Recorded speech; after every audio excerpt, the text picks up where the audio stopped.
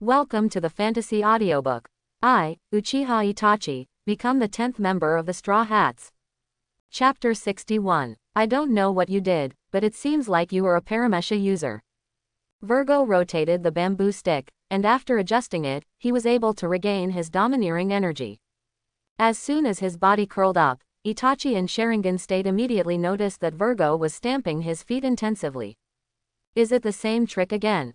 Sure enough, Virgo rushed towards Itachi quickly. Itachi raised his sword to block. Virgo's stick technique was very delicate but extremely powerful. After a few sticks, Itachi was already at a disadvantage. When the weapons collided, Virgo seized the opportunity and thrust his body forward to deliver a punch. Itachi raised his sword to block, but he couldn't withstand Virgo's strength at all, and was knocked back several meters by Virgo again. But just when Itachi stopped walking, Virgo flew up and attacked. The two entered into a fight again. Although Itachi's reaction was very quick, Virgo's power far suppressed Itachi, and he was beaten to the defense one after another. Monet couldn't help but laugh at this scene. Your companion seems to be very average. Ordinary paramesha ability users cannot resist Lord Virgo at all. Luo, whose body was wrapped in ice and snow, was also staring at Itachi intently. He knew that Itachi's abilities were much more than that. But he estimated that Itachi was afraid that he wouldn't be able to use it in this passage, and using his ninjutsu would hurt his heart that Virgo held in his hands. Master Itachi. Luo became more and more anxious. Virgo's fight became smoother and smoother.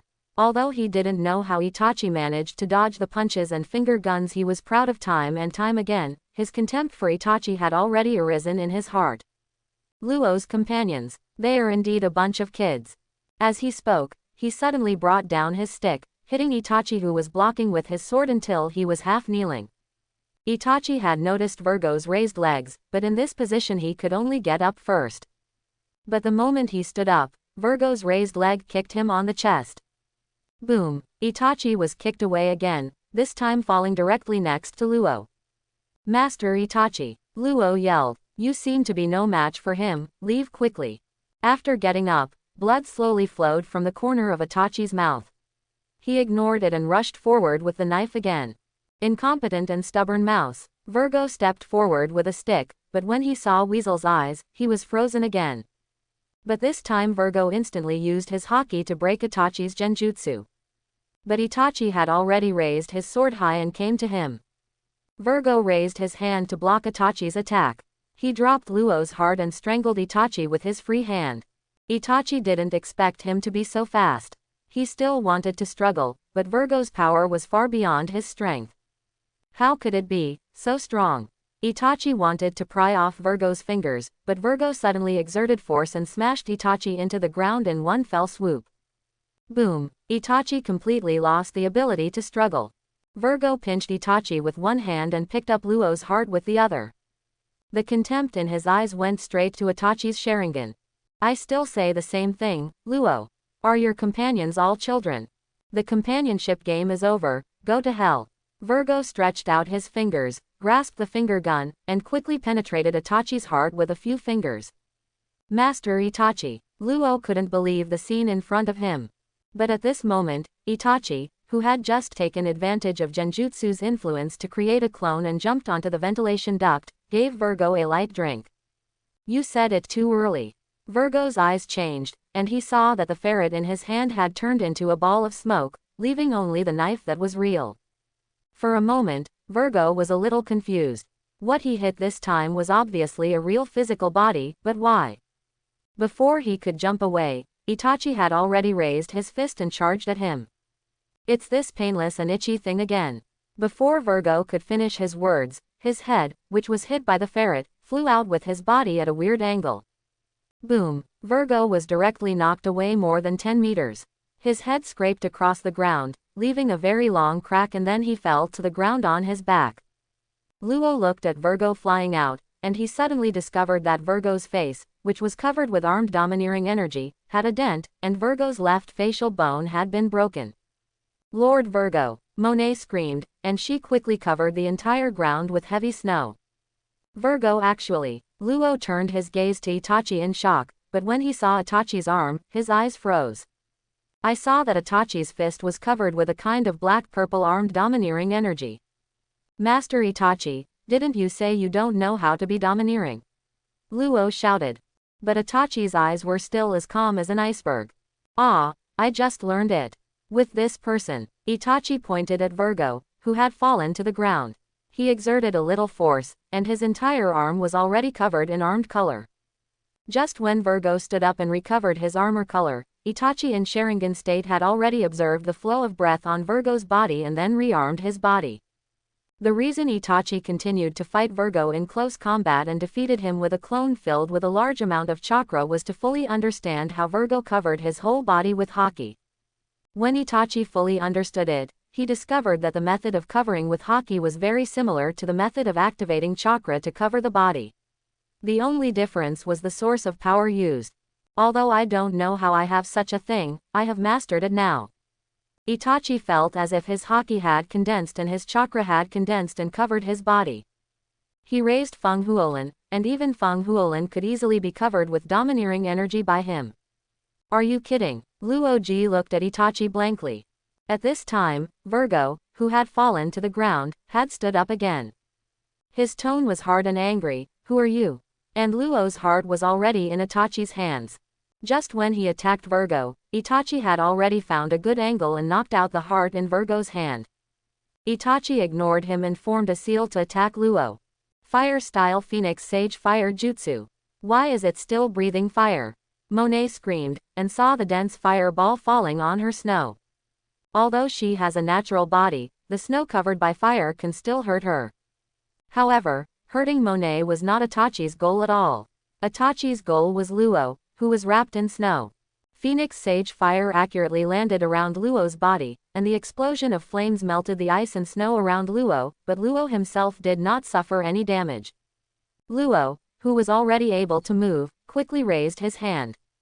Room, slaughterhouse. Luo instantly changed places with the stones under Itachi's feet and came to Itachi's side. Itachi handed the heart to Luo and said, "Next, you don't have to tie your hands and feet. Thank you very much, Mr. Itachi." Luo put his heart back into his empty chest. This scene made Virgo frown. Luo had already raised Gui Cry, and the corners of his mouth were raised. Next, it's my turn. In the passage at the main entrance of the laboratory, Caesar was coming with a large army. Thank you, Monet, look what I brought back. Speaking of which, didn't you say Virgo was coming? Where is he? Let him come and see what treasure I have caught. There are also his dear subordinates here. They don't even know what I'm capable of. That guy in the straw hat is still talking nonsense about trying to catch me. What a dream. Thank you. Caesar laughed and walked around the corner when he suddenly spotted Virgo's face. Saw, Virgo, you are here. Come and take a look. Caesar smiled and pointed behind him. The biochemical troops behind him were stunned. The biochemical troops were carrying Luffy, Smoker and Dusky, who were stunned by Caesar's fruit gas. It's such a pity. I originally wanted to catch them all in one fell swoop, but now I'm still missing a few people from the Straw Hats. Thank you. Smiling, Caesar suddenly realized something was wrong. He suddenly turned around, and he realized that the Virgo he saw was being held by Lodi. Virgo's entire head had been split into two, half of which was in Luo's hand, and the other side and the body fragments were scattered on the ground. His secretary Monet also fell to the knife of a man in black. I see, Logia's ability users can be hurt by haki. Itachi had already put away his sword. Yes, Mr. Weasel, I didn't expect you to be a very knowledgeable person. Luo smiled and looked at Caesar. What's wrong, Caesar, do you miss Virgo? Lo. Caesar's eyes nearly popped out. Your heart. Luo opened his coat and pointed to his intact chest. Hey, while Caesar was screaming, Luo had already raised his finger. Slaughterhouse. He and Itachi changed positions with the unconscious Luffy and Robin at the same time and came behind Caesar.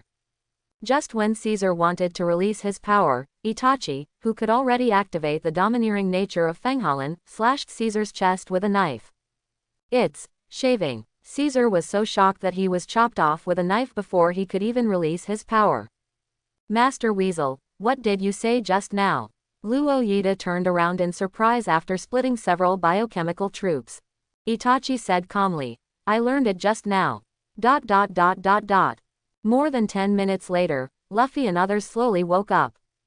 Anyo. Luffy quickly stood up and looked left and right. Where's Caesar? Where's that guy Caesar? Robin and Frankie had also woken up, and Robin discovered that both Smoker and Dusky were tied up with chains. Then they suddenly heard Luo's voice. Ah, here it is. At Luo's feet, Caesar was already in a helpless state bound by the sea tower stone. Just when Luffy and the others didn't understand what happened, Luo had already told them what happened just now. In short, although the implementation of the plan was a bit strange, thanks to Master Itachi, the plan was completed ahead of schedule. That's it. Robin nodded, and Luffy jumped next to Caesar. Caesar weakly continued to curse. Luo, all my plans are ruined. Do you know how long I have been preparing for my plan? My child, I have been preparing for 3 years. Luo directly put the knife in front of Caesar. If you want to be cut in half, just say so. Have mercy on me. Caesar cried. What kind of ability does this guy have? Why did I suddenly fall into a coma? Luffy pointed at Caesar and asked in confusion. I forgot to tell you, Caesar has a trick that can suck out the air around him. As long as you get close to him, you will become comatose due to lack of oxygen. The method to crack it is also very simple. Just stay away from him and take a breather. Then why didn't you tell me earlier? Luffy shouted. I forgot. Luo shrugged. Speaking of which, where's Itachi? Robin looked around, but didn't see Itachi. Master Itachi and the ship's Dr. Chopper are looking for research materials, Luo said. Oh, by the way, there is a monster outside that Caesar summoned from the bottom of the lake. Frankie said, comparing the iron wall to the longest one. That's a super monster. Luo was confused. Yo, looks like a slime, Frankie said. Just as several people were discussing the huge poison summoned by Caesar, Caesar had realized that his plan had completely broken down. When he could no longer put in the huge candy to give him the huge poisonous smile that he had raised for many years, thus showing his world-shocking experiment, Caesar thought of another extreme method. It seems that my fate will either be killed by these nasty pirates or handed over to Marine. Although Caesar had already escaped from Marine's capture once before, he didn't think Marine, who already knew how to escape, could let him escape a second time. Can't you shock the world and become famous in one fell swoop? Then try another method, Caesar said, and suddenly activated the projection remote control hidden on his body. His original goal was to switch to the big screens of various traders in the underground black market that were already connected, but now Caesar's goal is everywhere in the world where the signal can be received. Including Marine, including New World's 4 emperors. As Caesar pressed the remote control, all the image phone bugs on the island were turned on, and the nearest phone bug in the research room was also walking towards Caesar. Everyone who can receive the signal. Take a look. I am the most talented scientist in the world, Caesar. Caesar's sudden roar caused everyone to look at him. Luo instantly realized something was wrong. He rushed forward and kicked Caesar over. Caesar, what are you doing? However, Caesar, who had always been greedy for life and fearful of death, was uncharacteristically staring at the image. The phone bug kept shouting. Look, it's on this island in the New World, where Aokiji and Akainu fought, Punk Hasad. Genius scientists, vicious new era pirates, 7 warlords of the sea, Marine G5 branch lieutenant general, all gathered together. Besides, the influence of the phone bugs is changing back and forth. The main one, the largest phone bug, is recording the evil of the giant poisonous smile. This giant poison is constantly splitting into small smiles, and everything it goes will be corroded. The masterpiece that I have devoted my whole life to, the poison that can destroy the world. Super smile. Once it explodes, the entire new world will be destroyed. When the time comes, everyone will. Before Caesar could finish speaking, Luo, who had raised the huge room field, had already jumped to the image control center and cut off the center in one fell swoop. Caesar had also been kicked by Luffy with a jet seal and got stuck in a crack in the wall, falling into a coma. New world all over. Even though the broadcast signal sent by Caesar just was projected on the screen for only a short minute, this minute was enough for everyone to remember. Have the Straw Hats arrived in New World after gathering from Sabayati Island? One of the 7 warlords of the sea, Trafalgar Law in Punk Hazard. And that biological weapon, what on earth is that? New World, the former Marine G1 branch, is now in the Marine Headquarters, Fleet Admiral Office. Marine Headquarters Fleet Admiral, Akainu, Sakaski, after watching the more than 1 minute projection 3 times, he took the cigar out of his mouth. What the hell are these pirate brats and that fool scientist who escaped? When Akainu was furious, his fist turned into surging lava. Are we going to start causing trouble again, the Straw Hats? The Marine Headquarters has just moved to New World. Are you trying to come up with something to slap Marine in the face? Akainu yelled and smashed the desk with his fist. At this time, the phone on the corner of the table suddenly rang. Akainu picked it up and took it. Hey, Sakaski, I guess you have seen the projection. You're mad now, aren't you? What do you want to say? Akainu already had a fist of hot magma in his hand. I'm currently near Punk Hazard. As soon as I arrived here, I received a report from the G5 branch there that Lieutenant General Smoker set out to hunt down pirates without permission, and G5 base commander Virgo left his post and headed for Dressrosa. Now this kind of thing is happening again, it's very scary. Quote. Are you over there now? Akainu's tone was calmer. Yes, Sakaski, regarding the pirates and biological weapons on that island, do you think I should take a look? Akainu thought for a moment and said, we need to go out and take a look. No matter what that fool scientist said is true or false, there are definitely extremely dangerous people and events on this island. If you want to go, arrest the Straw Hats and that scientist. Also, do you need military assistance from the headquarters? If that island is really in trouble, you can launch a buster call. The person on the other end of the phone also thought for a while, and then said, no need, let's temporarily deploy the Navy soldiers from the G5 branch. It seems that they can be used. Well, be more careful. After Akainu finished speaking, he hung up the phone. He looked out the window at the sea, anger appearing in his eyes again. It's those vicious pirates again, are there 2D clans? Inside Caesar's laboratory building on Punk Hazard Island. This time it was Itachi who was carrying Chopper with a bag on his back. The two of them were moving forward, constantly passing through various laboratories. The materials have been collected completely. I should be able to develop an antidote for the children. Then do we want to go back? Itachi pointed ahead. The road had been completed, and there was only an abandoned gate left. Take another look forward, brother Itachi. Oh, is there no road ahead? Or... Before Chopper could finish speaking, Itachi had already opened the door with a knife. It's okay. Chopper lay on Itachi's shoulder. The front seems to lead underground. Itachi looked down. If he wanted to go, he could only go down this pipe. Hey, can't leave. But as soon as Chopper finished speaking, Itachi, who had covered the soles of his feet with chakra, walked down the pipe as if on flat ground. It's okay. Chopper walked down close to Itachi.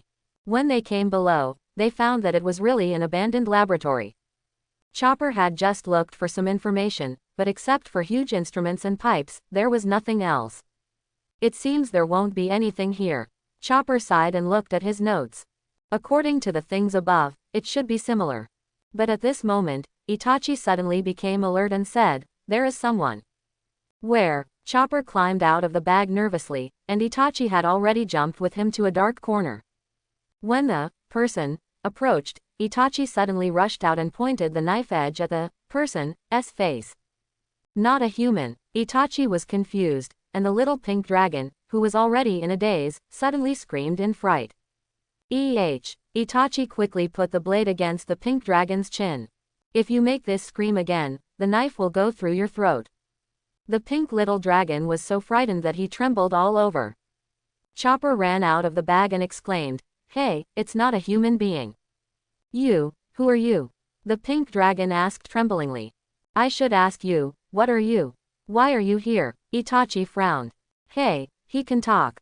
Chopper exclaimed. I won't tell you, you must first. Before the pink dragon could finish speaking, Weasel's knife edge had already pierced the skin on the dragon's chin. Aha, don't scream, Itachi said calmly this time. I told you, if you make that cry again, your throat will be pierced. The pink little dragon still wanted to cry, so Itachi raised his knife and struck. The raised blade frightened the pink little dragon so much that it cowered up and turned into a child with a bang. Do not kill me. My next name is Cade. It's a child who was abducted and trafficked here. Hey, are you also a kidnapped child? Itachi looked at this so-called child, and even though the sight here was very dark, he noticed something was wrong. Itachi knelt down and frightened the little pink dragon man into taking 3 steps back. Chopper, he's lying. What, is he lying to us? Chopper exclaimed.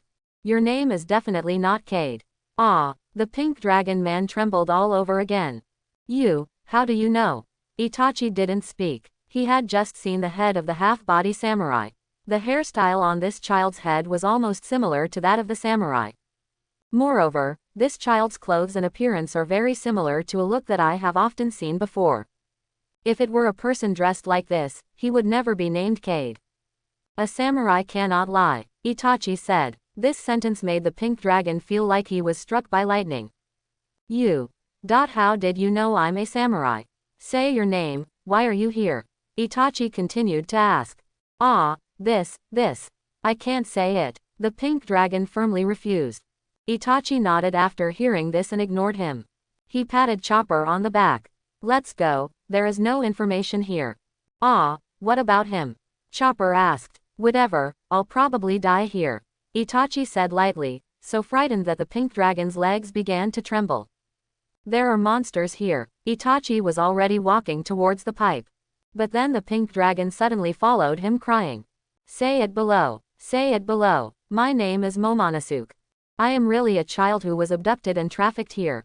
Please, I haven't seen anyone for many days, you must take me out. So that's it. He's so pitiful, brother Itachi. Chopper looked a little emotional at Momonosuke who was crying. Itachi sighed lightly, picked up Momonosuke, who was still crying, and threw him hard towards the top of the pipe. Brother Itachi, did you strike too hard? It was just a simple throw, I didn't expect it. Chopper was still lying on Itachi's back, and Itachi squatted down and was pulling Momonosuke's eyelids. Momonosuke's eyes turned white and he fell into coma. He didn't expect that he just threw the child up and fainted. According to Itachi's impression, the people here should have good physical fitness. Why is it so different here? Is it because this is a child? Itachi sighed helplessly, picked up one of Momonosuke's legs and carried him back. Brother Itachi, why don't you put him in my backpack? He always feels uncomfortable in this position. It's okay. Itachi carried Momonosuke a few more times, making him very faint. That's it, he may not wake up for a while. In the research room, the Zoro trio who were looking for the samurai's body had also arrived, and they had finished reuniting with Kinemon and Luffy who had been spliced together. At this time Itachi also rushed back. Kinemon burst into tears when he saw Momonosuke. Son, finally found you. What's wrong with you? So this is your son. Itachi casually threw Momonosuke to Kinemon. But Kinemon was still moved. He didn't expect Itachi to throw Momonosuke directly to him. He stretched out his hand to catch it, but Momonosuke, who was already unconscious, landed on his head again. Son, Kinemon screamed, pointed at Itachi and said angrily, why are you so barbaric? Sanji heard this and kicked Kinemon in the face. Idiot samurai, how could Itachi know that this is your son? It would be nice to get you all back. Kinemon rubbed his face that was red and swollen after being kicked by Sanji, and thought so. Just when they were out searching, the upper half of their body they were chasing fell into the lake. If Sanji hadn't frozen half to death and risked being attacked by monsters in the lake to help him recover, he would still only have his head and lower body. I'm so sorry. I shouldn't have been so rude to my savior. Kinemon knelt down and bowed to Itachi. Itachi just hummed slightly and didn't respond too much. For some reason, his first impression of the samurai father and son was not very good. At this time, Luffy and Law, who had already jumped above the laboratory, moved back through the slaughterhouse. Everyone, we have to leave. Luo immediately reported the current situation, plus Luffy's vivid description of the giant smile's hands and feet. First on the island, the giant smile slime summoned by Caesar was approaching the laboratory. Outside the island, the surrounding waters have already been positioned by the G5 sailors who broke through and escaped, calling for help, attracting a large number of warships that can cross the windless zone using sea stones as tracks. Now, we can no longer stay on this island and must escape immediately. What about Namaswang and Usopp, and those kids? Sanji asked. Oh, Terra Man and I just told Nami where they should go. Luffy laughed and told how magical Law's ability was. Luo clicked his tongue after hearing this. I can't maintain a huge room force field all the time, it will consume a lot of my energy. In short, we have to retreat as soon as possible. With that said, Law had already walked out, followed closely by Sanji and Itachi. Frankie picked up Caesar and was about to leave when he found Luffy stopped in front of Smoker and Dusky. Hey Luffy, they are Marines, just leave them alone. Frankie shouted.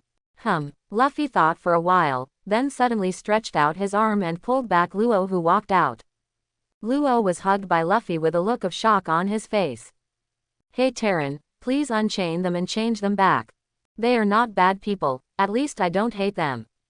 The Straw Hats, you have to think clearly, they are Marines. It's okay, since things are like this now, everyone should run for their own lives, he. Luffy looked at Luo with a silly smile.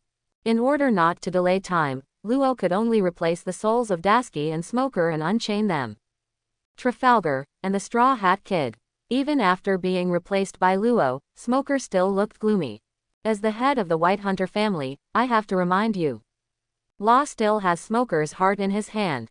I can give you my heart or not, it all depends on what you do. Looking at the heart in Luo's hand, Smoker's face was so gloomy that it almost dripped with tears. Dasky on the side dissuaded him and said, Lieutenant General Smoker, our goal now is no longer to capture the Straw Hats, we must rescue those children. Please think again. After some consideration, Smoker finally reached an agreement with Luo. That is, everyone can escape together. During this period, in order to prevent Smoker from causing trouble, Luo will be handed over to Smoker after they confirm their escape. After all, the heart is completely in Luo's hands, Smoker can only agree. Outside the laboratory, Nami and Usopp had led the runaway children through the call below the laboratory and arrived at the port. They had already seen the Wonly sunshine. However, when Usopp saw the sunshine, he also discovered something terrible with his ultra-long distance vision in this nervous mood. That is, one of the warships that Luo mentioned was already heading towards Punk Hassad has arrived at the port. Usopp was deeply impressed by the tall figures who came off the warship. That's it, a pacifist based on a bear. On the warship, Usopp suddenly saw a yellow flash point jumping into the sky. The yellow flash gradually turned into a human shape. This person was tall and thin, with short black curly hair, and a pair of orange sunglasses on his slightly older face. He is wearing a yellow striped suit with a cape that says Marine Justice behind him. Within Kuva, how could there be such a scary thing? It's really scary. If that's the case, it's really necessary to launch the Buster Call. I didn't expect that scientist to be hiding on this island after escaping from Vegapunk's team, developing such a terrifying thing. In this case, it is impossible not to arrest him. What came from the phone bug in his hand was Akainu's voice. The warships from the headquarters will go over immediately to provide support. Before that, you first arrest the Straw Hats and that scientist. And the 7 warlords of the sea, don't worry about his identity now, we will kill them all in one fell swoop. Understood. The humanoid figure transformed into Yellow Flash hung up the phone bug. On the ground, Usopp, who had already recognized this man, raised his finger tremblingly and pointed to the sky. Nami, look at that. What's wrong? Nami followed Usopp's direction and looked. After her eyes settled, Nami and Usopp were also frozen. That is, General of Marine Headquarters, Kizaru, Porisalino. Hey, Usopp, Nami, I didn't expect you to arrive so quickly. Terra Nan said that this island will be in danger soon. Let's go. Luffy smirked and waved at the two of them. Namaswang. Sanji, who was running, turned into a swaying noodle, his eyes full of love. Hearing Luffy's shout behind him, Usopp turned around with difficulty. Let's go, can we still leave now? He points to the sky. Luffy, who was giggling, looked up in the direction Usopp was pointing, and was immediately stunned. Luo was also stunned. That is, General of the headquarters. Kizaru. Hey, I didn't expect you all to be here. Then this really saves a lot of effort. Kizaru opened his hands, and the light gathered in his hands to form the Yata mirror. The light shone in front of Luffy, and Kizaru arrived instantly. Luffy took 3 big steps back when he saw Kizaru. Why is he here? Frankie yelled, raising his hands to fire lasers. Zoro has also drawn 3 knives, and his brows have become knotted. Kizaru. Everyone in the Straw Hats remembered the scene when they were wiped out by the Kizaru gang on the Sabayati Islands 2 years ago.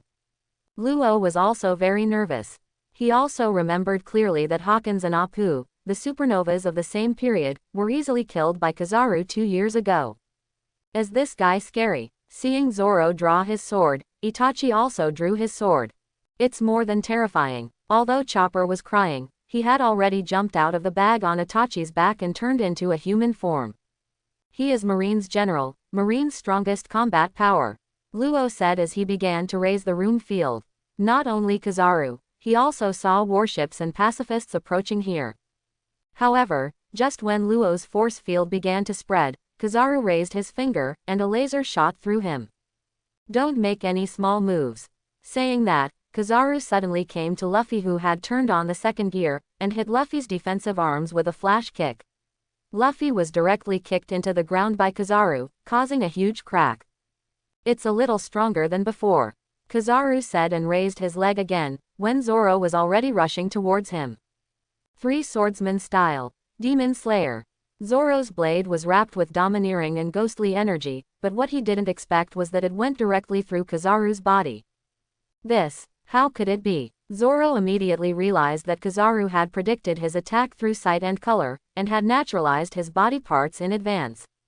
Kizaru's eyes squinted slightly under his sunglasses. Long time no see, why don't you say hello to me? Saying that, Kizaru suddenly came to Zoro and kicked Zoro away. Zoro stepped back dozens of meters and regained his footing, which surprised Kizaru. It seems that you are different from before. Saying that, Kizaru jumped to avoid Sanji's devil wind kick. Just when Frankie was about to fire a laser at Kizaru, the Guardian of Peace who had already arrived took the lead in launching a laser attack on everyone. Frankie turned around and started a laser attack with the pacifists. Nami and Usopp were blown away. Itachi quickly came behind the 2 of them and took them away. Since you are no longer a naive child, then accept my baptism. Kizaru has already jumped high into the sky. He raised his hands and unleashed a photon rainstorm of 8-foot Magatama. The pacifists also activate lasers at the same time. Suddenly everyone in the Straw Hats was blown into a mess. Just as everyone was about to counterattack Kizaru, Robin had already used a giant tree to attack Marine, who was approaching. Completely surrounded, Zoro raised his 2 swords and knocked over a warship trying to dock with 1 blow. Sanji used Moonwalk to rush in front of a pacifist, and used the Devil's Wind kick to kick one out. There are too many Marines, Sanji said, having already dodged the slashes of several Marines. Usopp and Chopper are also attacking Marine. Luffy used the second gear to increase Haki and started a fierce battle with Kizaru. Just when Luffy's jet pistol was about to hit Kizaru, Kizaru teleported and came behind Luffy. Boom! Luffy was kicked straight away by the flash. Kesso. Luffy climbed up from the rubble and raised his arm. He had already begun to blow air into his arm. Kizaru has also aimed his laser at Luffy. But at this moment, Luffy suddenly disappeared. Kizaru was confused, and Zoro, who chopped down a pacifist with a knife, also disappeared. Kizaru immediately realized the problem. I saw Luo, who was already exhausted from the rapid expansion of the huge room, transferring everyone in the Straw Hats to the Wongli Sunshine one by one. You are in trouble, little brat. Kizaru had already arrived in front of Luo in a blink of an eye. The boss of Itachi. At the same time as Luo shouted, Itachi, who had already appeared Mangekyo Sharingan, raised his fist wrapped in Susanna's skeleton and blocked Kizaru's flash kick in one fell swoop. At the same time, blood was already flowing out of Itachi's eyes. Ah, Tyrus. While Kizaru was wondering why the thing blocking his kick was so hard, black Amaterasu flames instantly ignited on his body. Kizaru's entire body was directly surrounded by black flames. I'm a flash, how could I? Before Kizaru had time to wonder, the burning pain of black flames had already covered his whole body. Taking advantage of this gap, Luo has quickly transferred everyone to the Wanli Sunshine. Frankie, let's sail, use the wind to blast. Nami himself jumped on the rudder, and Luffy, Zoro, and Sanji Chopper all joined in, all setting sail. We need to add energy first. Frankie is ready to use the maximum amount of wind and thunder jets to escape from Punk Hassad. At this time, Usopp, who was watching the coastline, shouted, Kizaru was burned to death. Nani. Everyone paused for a moment, and Luo quickly shouted, hurry. At the port, the landed marine was exclaiming, General Porisalino. This is you. Before they could finish their surprise, Kizaru, who had been burned into a ball of light by Amaterasu, suddenly gathered again. It's really scary. The suit on Kizaru's body was burned to a blur. Although his tone was as playful as ever, his eyes under his sunglasses had become extremely fierce. Who was that person just now? How could he hurt General Porisalino with flames? Marine looked at the black flames on the ground that had not been extinguished in shock. General, are you okay? Before the Marines had finished speaking, Kizaru had already jumped into the sky again. At the same time, a big man who had just got off the Penguin and landed on Punk Hassad looked at the flashing spots in the distance and couldn't help but exclaimed. Ah la la la, why is that Kizaru guy here? Kizaru is not dead. He's back on his feet. After hearing Usopp's shout, everyone except Frankie looked to the sky above the island. I saw that yellow flash rising again. In front of the Wanli Sunshine, there are already 7 warships surrounding the entire Sunshine. Frankie is using the Sunshine's laser cannon and heavy weapons to bombard the warship. Didn't Amaterasu kill him? Itachi could already think that this shining fruit user should have avoided Amaterasu's damage through reorganization skills. Master Itachi, it seems we must implement the plan we just discussed. Luo looked at Itachi, who nodded decisively. Just now, Luo had explained his plan to Itachi. First, when resisting Kizaru, Luo was given space to use up his lifespan and used a super large room field to transfer everyone to the Wanli Sunshine. Then the troops were divided into 2 groups. Luo, who had the ability to transfer the room force field belt, plus anyone who could resist Kizaru, bought time for the Wanli Sunshine to escape. At the same time, the Wanli Sunshine, which escaped at the same time, was responsible for crippling the warships that surrounded it along the way, and then buying Luo plus those who resisted Kizaru an escape route and time. After confirming that the Wanli Sunshine has escaped, Luo will find a way to escape using the room force field. Why don't you say it? I'll do it. Luffy took the lead. Hey Terra Man, move me to the island, and I'll hold Kizaru back. It's me. Zoro looked at the yellow flash and became angry.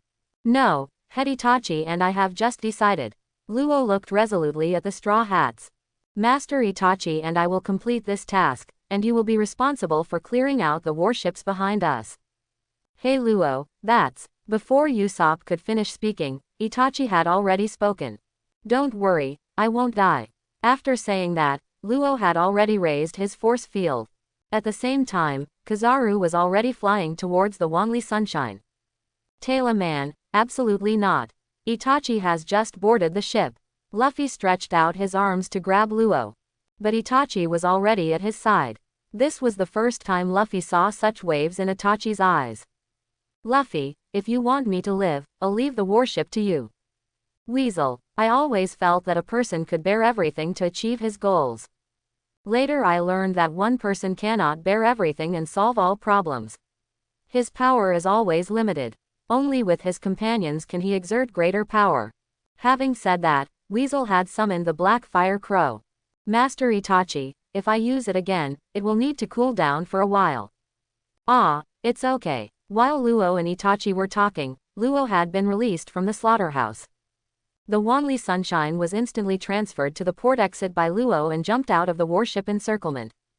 Itachi grabbed Luo who was about to fall and climbed onto the Black Fire Crow.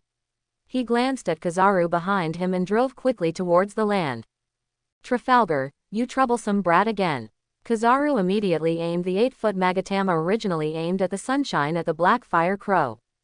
He's going to fire that explosive laser. Luo reminded that Itachi's Mangekyo had appeared. Instead of escaping in the Black Fire Raven, Itachi rushed forward against the flash bomb. He had already activated the Susanoo skeleton to cover Luo and himself. While blocking the 8-foot Magatama, Itachi was already close to Kizaru. Tsukuyomi. Itachi directly pulled Kizaru into the world of the blood-red moon.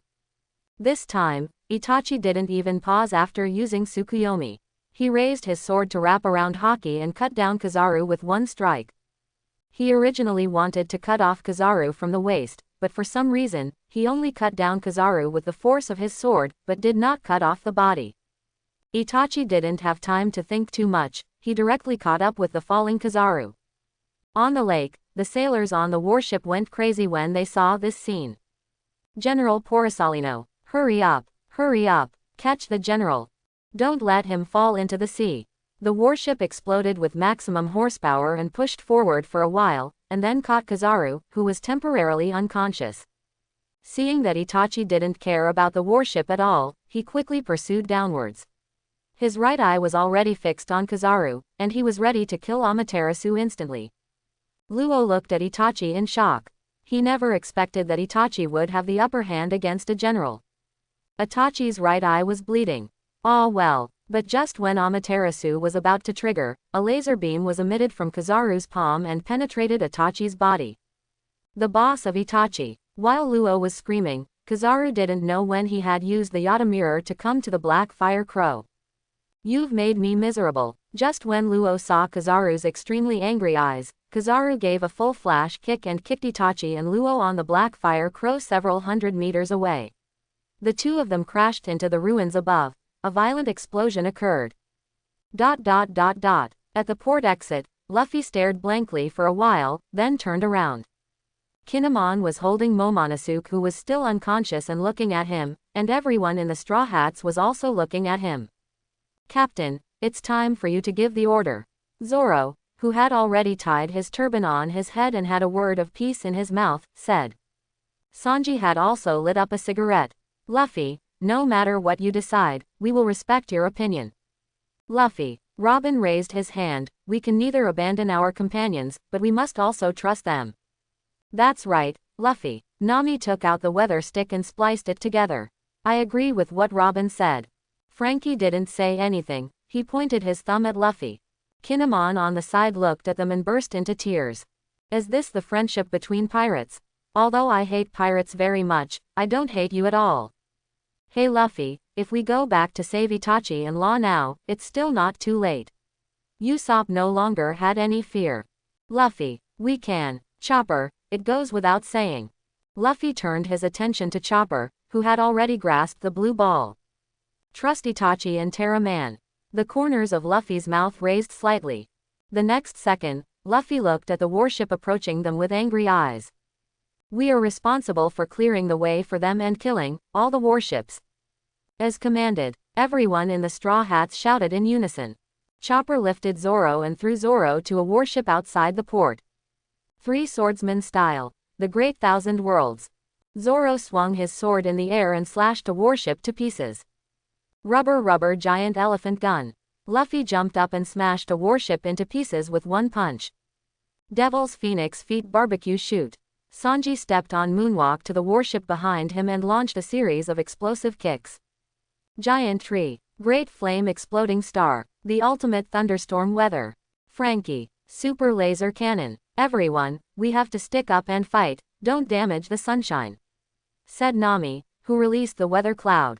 Luffy, who had already loaded the second gear, jumped onto the armrest first, stretched his hands, and suddenly launched himself out. We must open a way for them. It's Mr. Weasel, this is it. Rob originally thought that after being kicked, he would not die but would be seriously injured, but then he found that nothing happened to him. He looked at the fiery red skull in front of him in surprise, and then looked at the wound in Itachi's abdomen. How long will it take to build a room force field that can escape? Itachi had already stood up. About 10 minutes. Luo originally wanted to keep expanding until he jumped out of Punk Hasad's force field, but unfortunately he was interrupted just now. 10 minutes or so is enough to decide the winner. Itachi mentioned Fengwo Lin, and his haki had already wrapped around Fengwo Lin, activating its original haki. He took off Susan and rushed out of the ruins. Through the refraction of the Yata mirror, Kizaru has quickly arrived on the island. Where did this troublesome kid come from? It's really nerve-wracking. Kizaru opened his hands, and the flashes of light gathered into Tiankongyan's sword. You seem to have special abilities. Just when Kizaru used Flash Kick, he had already seen the condensing fiery red skeleton. Although the force of the Flash Kick had been released, the damage was actually blocked by the fiery red skeleton. Itachi didn't say anything, he just made seals. Fire-style Phoenix Sage Fire Jutsu. Seeing Itachi spitting fire, Kizaru jumped away quickly. He had already rushed towards Itachi. Itachi raised his sword at the same time and immediately started a sword fight with Kizaru. The light of Tiankongyan's sword flashed, and Kizaru used all his strength in every strike. After a few moves, the Itachi was defeated steadily. There's no way you can compete with me with this primitive weapon. You little brat, Kizaru said and swung his sword. Itachi dodged the sword, but Kizaru was already behind Itachi in an instant. Flash Kick lights up again. Boom, you. When Kizaru was confused, the flash explosion had appeared, but Itachi stood motionless. Just because the Susanoo skeleton has appeared behind Itachi. What on earth is it? Why can't the Flash Kick cause any damage? When Kizaru was confused, he looked at Itachi's Mangekyo Sharingan again. Tsukuyomi. It was issued twice in a row, and Itachi's eyes felt strong pain. At the same time, Susanoo's skeleton has rapidly grown into giant hands, holding Kizaru in his hands. Can the fiery red skeleton still be used for attacks? Luo, who was recovering his strength, asked in shock. Kizaru's sense of sight had already sensed what Itachi was going to do. Almost at the same time, he had gathered all his domineering energy and defeated Tsukuyomi in one fell swoop. Kizaru has already understood the effect of Tsukuyomi, and just now he has suffered a lot of mental damage in the Blood Moon world. Even though Kizaru was almost instantly broken, his senses were still poked countless times by Itachi and Tsukuyomi. Even Kizaru didn't want to suffer this kind of damage again. However, in just this moment's pause, Susanoo's hand had already grasped Kizaru and exploded into a ball of light. Itachi frowned when he saw this scene. He picked up the knife and rushed towards the flash. Kizaru's upper body appeared in the flash, and he raised his Tiankongyan sword to block the blow. Kid, have you awakened some devil fruit ability? Kizaru's eyes were extremely fierce. He raised his hand and shot Itachi through with a flash of light. However, something unexpected happened to Kizaru at this time. The Itachi in front of him turned into a ball of crows. At the same time, Kizaru suddenly found that the ground under his feet had become soft and collapsed. Earth-style mudflow. At the same time that Kizaru was trapped in the soil, Itachi emerged from the soil and struck at him with his sword. But Kizaru blocked the blow with his backhand, Tiankongyan sword. What are you doing, kid? Kizaru fired 2 lasers at Itachi. But the weasel turned into a crow again. Just when Kizaru was confused, he had already predicted that another Itachi was about to attack at his feet. He jumped up quickly, and flashes of light shot out from his fingertips, exploding the entire soil. Itachi, who was hiding under the mud flow, had already raised his Susanoo fist and charged towards Kizaru.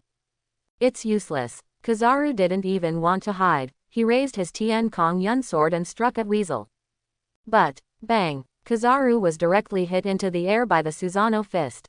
Kizaru didn't even realize that the fiery red skeleton that could prevent his flash kick had such power. He quickly began to transform into a flash, but then an even more shocking scene happened to him. I saw that the fiery red skeleton giant hand grew into an armored hand in an instant, and turned into a flash of light to grab him. Caught Kizaru. How did you do it? Luo was already raising a huge room force field. After Itachi grabbed Kizaru, he directly dropped Susanoo's hand and slammed Kizaru into the ground. How come? Kizaru was shocked. This blow had already caused him to vomit blood. At the same time, Itachi suddenly clenched his fists, and Susanoo's hands tightened as well. Kizaru's sunglasses were directly crushed by this squeeze, and his body began to deform. He wants to escape through naturalization, but even if he has naturalized, he cannot escape at all. After holding Kizaru down, Itachi didn't give him any chance to react. Itachi's right eye was bleeding again. Ah, Tyrus! The black flames of Amaterasu quickly ignited the flash Kizaru. Even though Amaterasu was burning, Itachi did not let go of Susanoo's hand at all.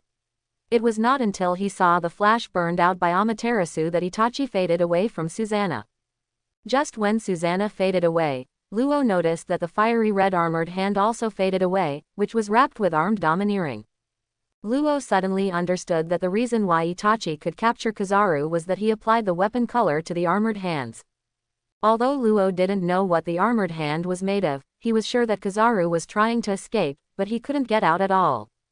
It's over. After using Mangekyo Sharingan so frequently in a short period of time, Itachi's eyes suddenly became blurry after removing his Susanoo, and severe pain in the eyes also followed.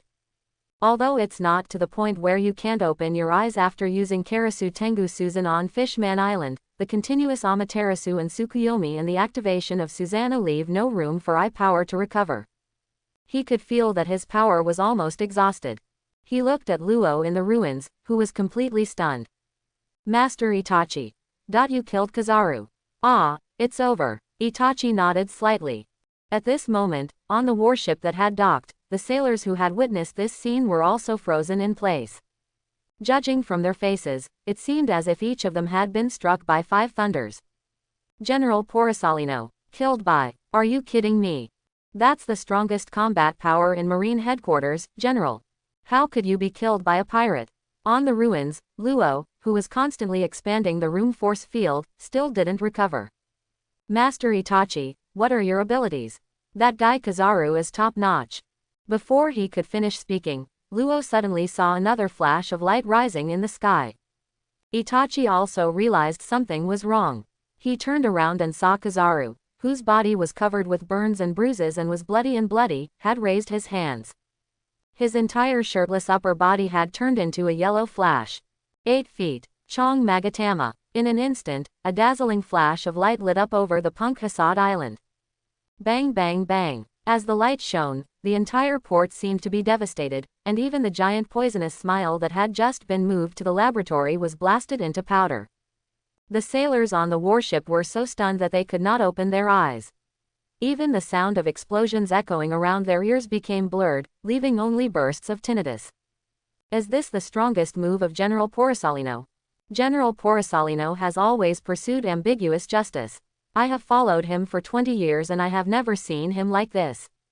Outside Punk Hasad Island, the Straw Hats have successfully blocked all G5 branch warship attacks with 1 ship. Even Smoker, who had just escaped from Punk Hasad, had been instantly killed by Luffy. Straw Hat Boy. Smoker covered his abdomen with difficulty and was vomiting blood.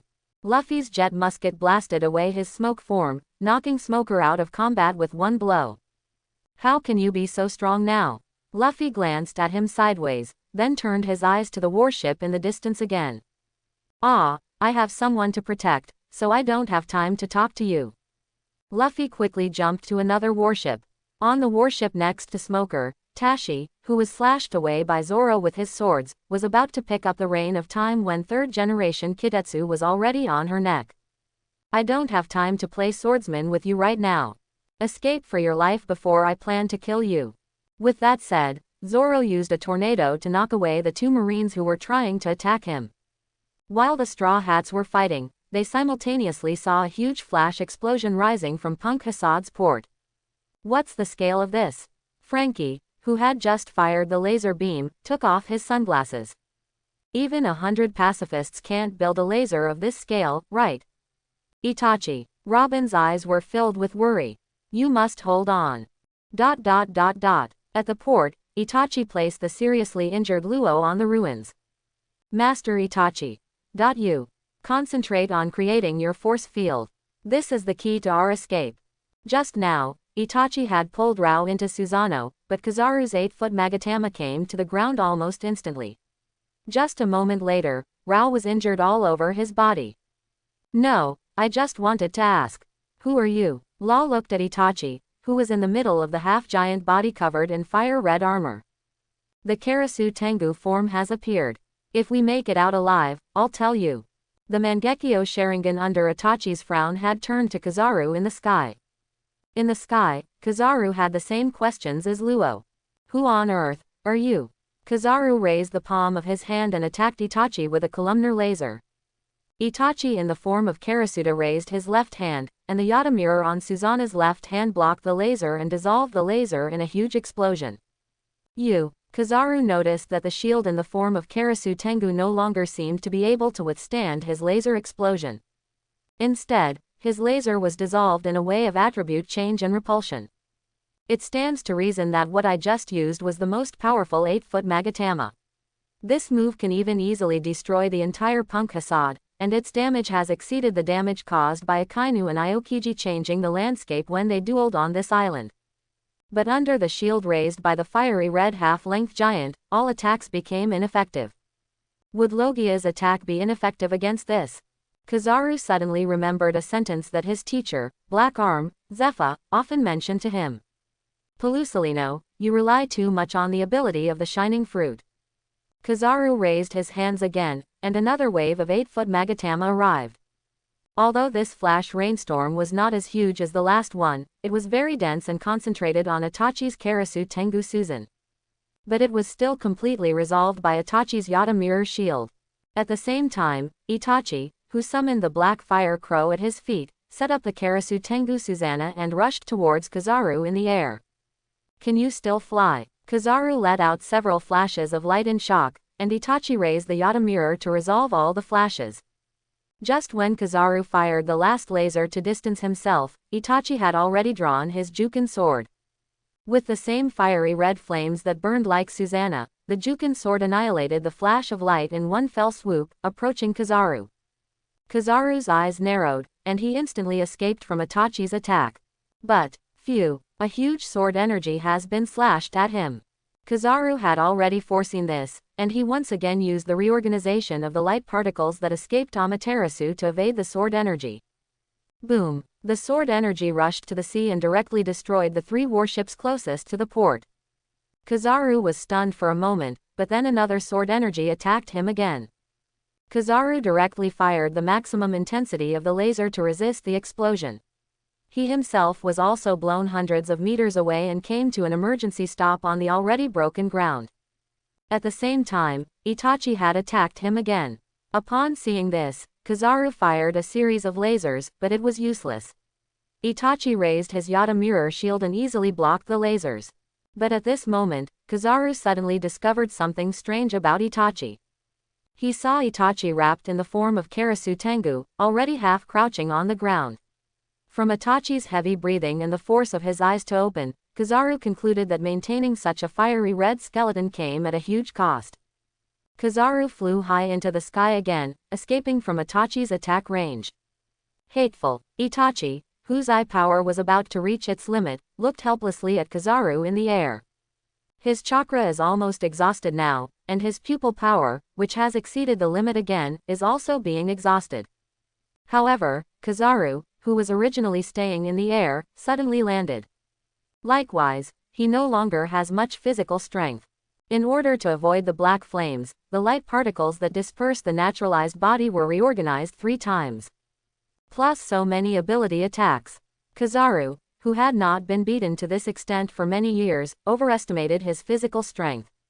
How annoying. I originally came to this island with a relaxed and happy mood, but now I'm like this. If that's the case, let me take you on your last journey. Kizaru said as he condensed the strongest laser he could create so far. Seeing that the distance was too far, Itachi had already gathered the last of his power, and he retracted the 10-fist sword and Yata mirror. Susanna in the form of Karasushi Tengu opens her hands and connects the chakra formed by the 3 Magatama. At the same time, Kizaru's laser has been fired.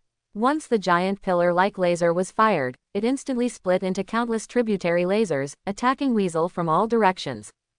Itachi has also thrown Yasaka's Magatama at the same time. Yasaka's Magatama collided with the laser in the middle, causing a violent explosion in an instant. However, just after the explosion, Yasaka's Magatama broke through the laser beam and flew towards Kizaru. Kizaru's eyes changed. He didn't expect Itachi to have this long-range attack. He wanted to go natural again, but the flying speed of Yasaka Magatama exceeded his imagination. The explosion of Yasaka's Magatama resounded through Kizaru. At the same time, Itachi, whose chakra and eye power were both exhausted, was also shot through the body by the laser that broke through the rapidly disappearing Susanna. On the outskirts of Punkhasad Island, in front of a warship of the G5 branch. Is this the only one left? The destructive power of the Straw Hats is still terrifying. The big man wearing a dark gray coat, round sunglasses, and a backpack behind him sighed. On the warship, the sailors from the G5 branch became stuttered when they saw this big man. This is General Kuzan. Ah la la la. Aokiji stretched out 2 fingers and gestured to them. No need to call me General anymore, I no longer belong to Marine. By the way, please inform me and tell me that I'm here to meet him. How's his injury now? General Kuzan, are you talking about General Polisalino? Exactly. Aokiji nodded. By the way, help me convey it to Lieutenant General Smoker. I originally wanted to catch up with him to catch up with old times, but unfortunately the plan changed. He was injured too seriously. I will report to you immediately. Just as the Marine was about to turn around, he found that Kizaru, who was covered in bandages and wearing a marine coat, had already walked out of the cabin. He wiped his spare sunglasses, put them on and jumped off the warship. You, Aokiji, how did you come? I happened to be passing by here. Aokiji nodded, and he glanced at the injuries on Kizaru's body. This is the first time I've seen you look so embarrassed since we joined Marine. Kizaru laughed when he heard this, his eyes filled with laziness and amusement again. I really didn't expect it. I thought I would never need light particle recombination in this life. 3 consecutive light particle reorganizations to avoid damage have prevented Kizaru from recovering. That kid with the tear trough on his face almost killed me. Didn't you almost kill him too? Aokiji chuckled. Speaking of which, your shining fruit doesn't seem to be very effective on him. Kizaru raised his eyebrows when he heard this. Have you seen the battle? I can see the whole scene clearly. You used more force this time than you did during the war. Have the Straw Hats now gained a general-level combat capability? Aokiji and Kizaru looked at each other and were silent for a moment. Aokiji asked again, do you know the origin of that person? I don't know. Kizaru shook his head. G5 Smoker asked the Straw Hat boy his name before he left. It was Uchiha Itachi. Okay, Aokiji shrugged. Maybe we should be lucky that such people are not under the command of those ambitious 4 emperors. Although the Straw Hats are capable of causing trouble, they don't have the goal of ruling the new world. Like when you joined Blackbeard. Kizaru looked at Aokiji meaningfully. The two were silent for a moment again, and both laughed. After laughing, a look as cold as ice appeared in Aokiji's eyes. Don't forget our goal, comrade. The amusement in Kizaru's eyes dissipated at this moment, he smiled and said nothing. Ah, right. Aokiji rummaged through his pocket and took out a letter. This is what I wrote to Akainu. You can take this as a suggestion. It's up to you to listen or not. The content of this letter is about one of the 7 warlords of the sea, the king of Dressrosa, Doflamingo. Oh, Kizaru reached out and took the envelope. After 3 days of fierce fighting, they found themselves on a small island 300 kilometers away from Punkhasad. In the hospital in the island town, the old doctor patted Luo, who was leaning against the wall and dozing off. Young man, go and take a rest. You have been on guard for 3 days and 3 nights. After being patted awake, Luo stood up. When he saw clearly that it was the old doctor of this small hospital, Luo shook his head. No need, I can just keep watch over him. I am very grateful to you for providing me with medical conditions. Don't say that to a young man. The old doctor chuckled. Your scalpel skills are the most exquisite I have ever seen. Being able to see this kind of operation means that my life has not been in vain. While the old doctor and Luo were talking, Itachi, who was lying on the hospital bed, suddenly wanted to sit up, and his consciousness had woken up. Don't move yet, Mr. Itachi. La held Itachi gently. You are seriously injured and can't get out of bed yet. Am I still alive? When Itachi started to speak, he found that his eyes had been bandaged. What a blessing among misfortunes. Although your fiery red armor was fading at that time, it still blocked many of Kizaru's lasers.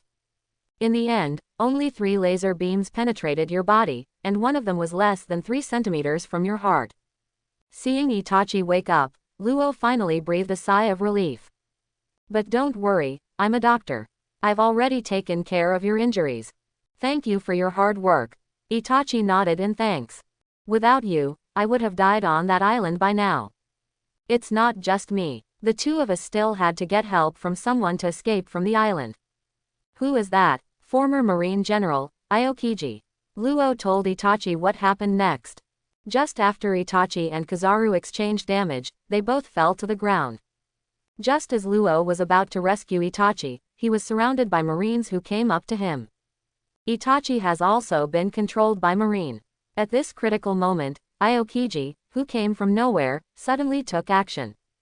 He first used his ability to freeze the warships in the port, and then froze all the Marines he touched. Taking advantage of this gap, Luo was able to use the force field to escape outside Punk Hassad. By the time Luo arrived outside Punk Hassad, Luffy and the others had already destroyed all the G5 warships outside. Luo had already contacted Luffy and the others at that time, and just when he let the Wanli Sunshine sail into the force field, the vanguard of the Marine headquarters warships had also arrived.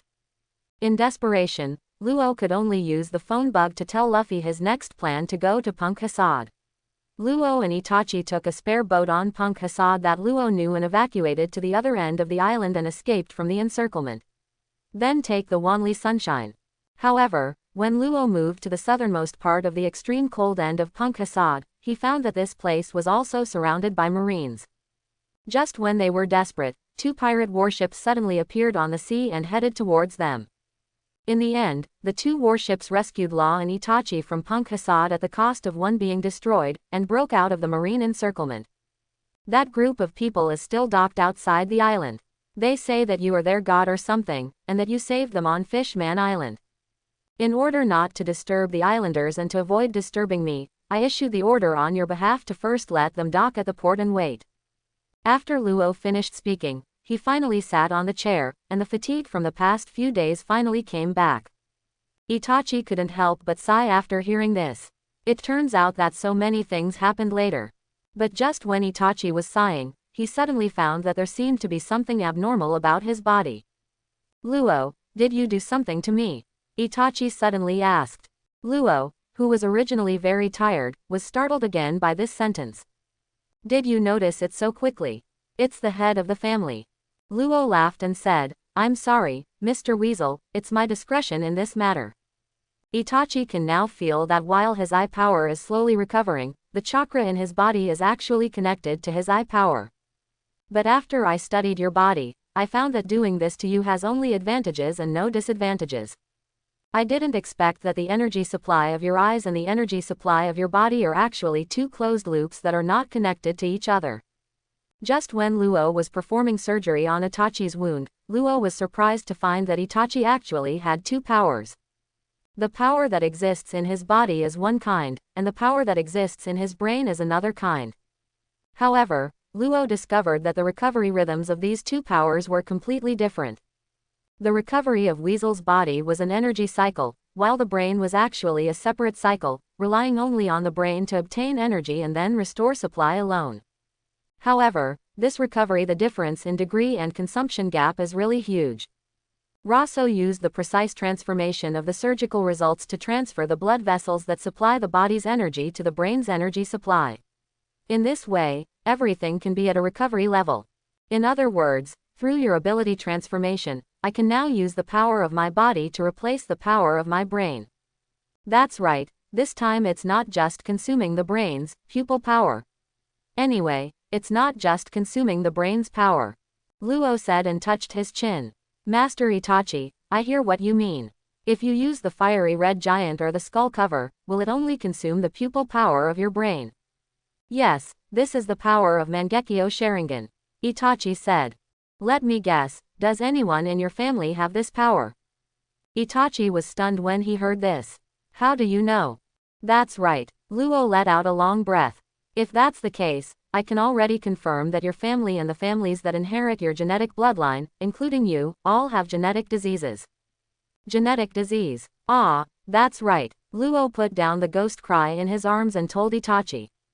Based on your affirmation of my words just now, coupled with your reaction, and my experimental research on your brain surgery, there should be some people in your clan who have inherited this powerful power. But this gene is not a dominant gene, it is a recessive gene. Not all of your people have this kind of power like you. That's right, Itachi nodded. But this power is defective.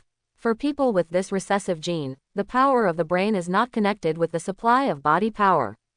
It is what I told you above, two closed loops. This is a genetic disease exclusive to people like you who have recessive genes. This can lead to a huge difference in recovery, where the recovery of brain strength simply cannot keep up with the rate of recovery of body strength. With this difference, if you continue to use it too much and the recovery speed cannot keep up with the speed of use, damage will occur. Itachi let out a sigh of relief after hearing Luo's words. Same as you said. After receiving Itachi's affirmation, Luo continued. Over time, people with this recessive gene will have extreme side effects after excessive use of brain power, causing great damage to the brain and causing various diseases, especially in the eyes where this power is most evident. If we go further, the brain will be exhausted due to the excessive limit of this power, which will eventually lead to brain death. After brain death, it is the death of the body. Quote. After hearing what Luo said, Itachi couldn't come back to his senses for a long time. He didn't expect that the secret of the Sharingan of the Uchiha clan would be figured out by Luo during an operation. Currently, your genetic disease has been eliminated. After I transform your energy supply, you don't have to worry about excessive consumption. Wait a minute, I have exhausted my pupil power before. According to previous experience, such excessive loss of power will lead to serious side effects such as blindness. But not only do I not feel exhausted, I even feel that my pupils are a little stronger. What is going on? Itachi asked. This is what I want to talk to you about next, Mr. Itachi. Luo's tone became extremely serious. Stop pushing your brain power beyond its limits. I have also observed this change in you. Although I still don't understand the reason, I am certain that it seems that your emotions can stimulate your power secretion and bring you more power limits. Emotions. Itachi was very convinced of Luo's words. Itachi once heard his father say that no other family has a deeper love than the Uchiha. However, the deeper the Uchiha people love, the stronger their hatred will be when they lose love. At this time, their brains will secrete special chakra due to strong hatred, thereby activating Sharingan. Luo picked up the bottle that had been used to infuse Itachi. I currently have a glass bottle in my hand. Let's compare it to your eyes and water to your energy. When you say that the pupil power is stronger, you mean that after you use it, its volume becomes larger, which means it becomes a larger bottle that can hold more water. However, every time you exceed the limit, the glass bottle will drain out all the water inside due to excessive use. Under such intense draining, the bottle body will crack. In this way, every time you exceed the limit, cracks will occur. These cracks are equivalent to damage to you, and various side effects and diseases will also come. When this ultimate crack reaches the critical point, it will shatter. After listening to Luo's words, Itachi was silent for a moment and finally let out a sigh of relief. I see. He thought he had some special recovery ability. It turns out that's not why. The reason why he felt the power of his eyes increase was probably when Luffy was determined to destroy Noah. Itachi saw a power he had never seen before, and felt emotions he had never felt before. This corresponds to the emotional changes mentioned by Luo. Of course, after the transformation, your energy supply will still be more, and your recovery will be normal. I'm just reminding you that you can use it, but don't go beyond the limit. Yeah, I can understand. Itachi nodded. But, Luo thought again of the fiery red half-length giant summoned by Itachi. It was really cool. If you want to maintain that state for a longer period of time, there are currently two ways. A way. What way? Robbie pointed. The first way is to return life. But this may not be of any use to your energy life, it just helps to restore it quickly. Even if you recover, your brain's upper limit of strength still cannot increase with your body's strength. The second way is that I know a fruit that can make up for your lack of brain power. Chapter 71. Fruit. Are you talking about devil fruit? Itachi thought of Luffy's rubber and Robin's ability to grow hands on any object, and how they were restrained by the sea water. Once they fell into the sea water, they would become powerless and unable to use any abilities. In fact, Itachi felt that this side effect was quite strange for someone who was going to sail on the ocean. That's right, Luo nodded. I have seen a devil fruit illustrated book. There is a devil fruit that is known to exist and no one with powers can survive. It is very suitable for you. What fruit are you talking about? Itachi asked.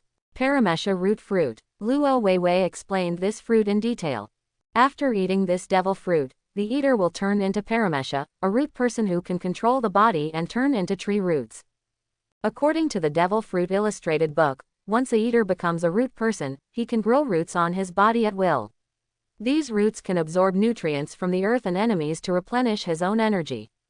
It's a pity to say that. As far as I know, the fruit eaten by the new Marine General Green Bull is the sensen fruit. That one is more suitable for you, but since there are already people who eat it, there is nothing you can do about it. Although this fruit is a bit like the lower level of the sensen fruit, it can just make up for the huge energy consumption when you use the fiery red giant. In this way, you have successfully transformed the energy supply through my surgery, and combined with the ability of the root fruit, it will give you more energy life. The more Itachi listened, the more familiar it became. He suddenly remembered Konoha's first Hokage and Senju Hashirama's wood style. He asked, so where are we going to find this fruit? That's a good point. Luo snapped his fingers. Generally speaking, it is difficult to find a single devil fruit. No one knows where devil fruits come from. They are spread throughout the oceans. But the reason why I mentioned this devil fruit is precisely because it appeared. It's in the New World, an island full of shady underground people and all kinds of shady things. Real calendar. Law continued to Itachi. This happened thanks to the pirate Captain Freeze who claimed to have been rescued by Itachi from the Fishman Island. Before transferring Weasel to this island, Luo once asked Freeze how he came here. After Freeze escaped from Fishman Island, he joined the two pirate captains who were also imprisoned on Fishman Island and served as Hodi's slaves. In order to avoid Marine's attack, they formed the largest ship among the pirates. Alliance. Fleisch himself knew how to use the currents.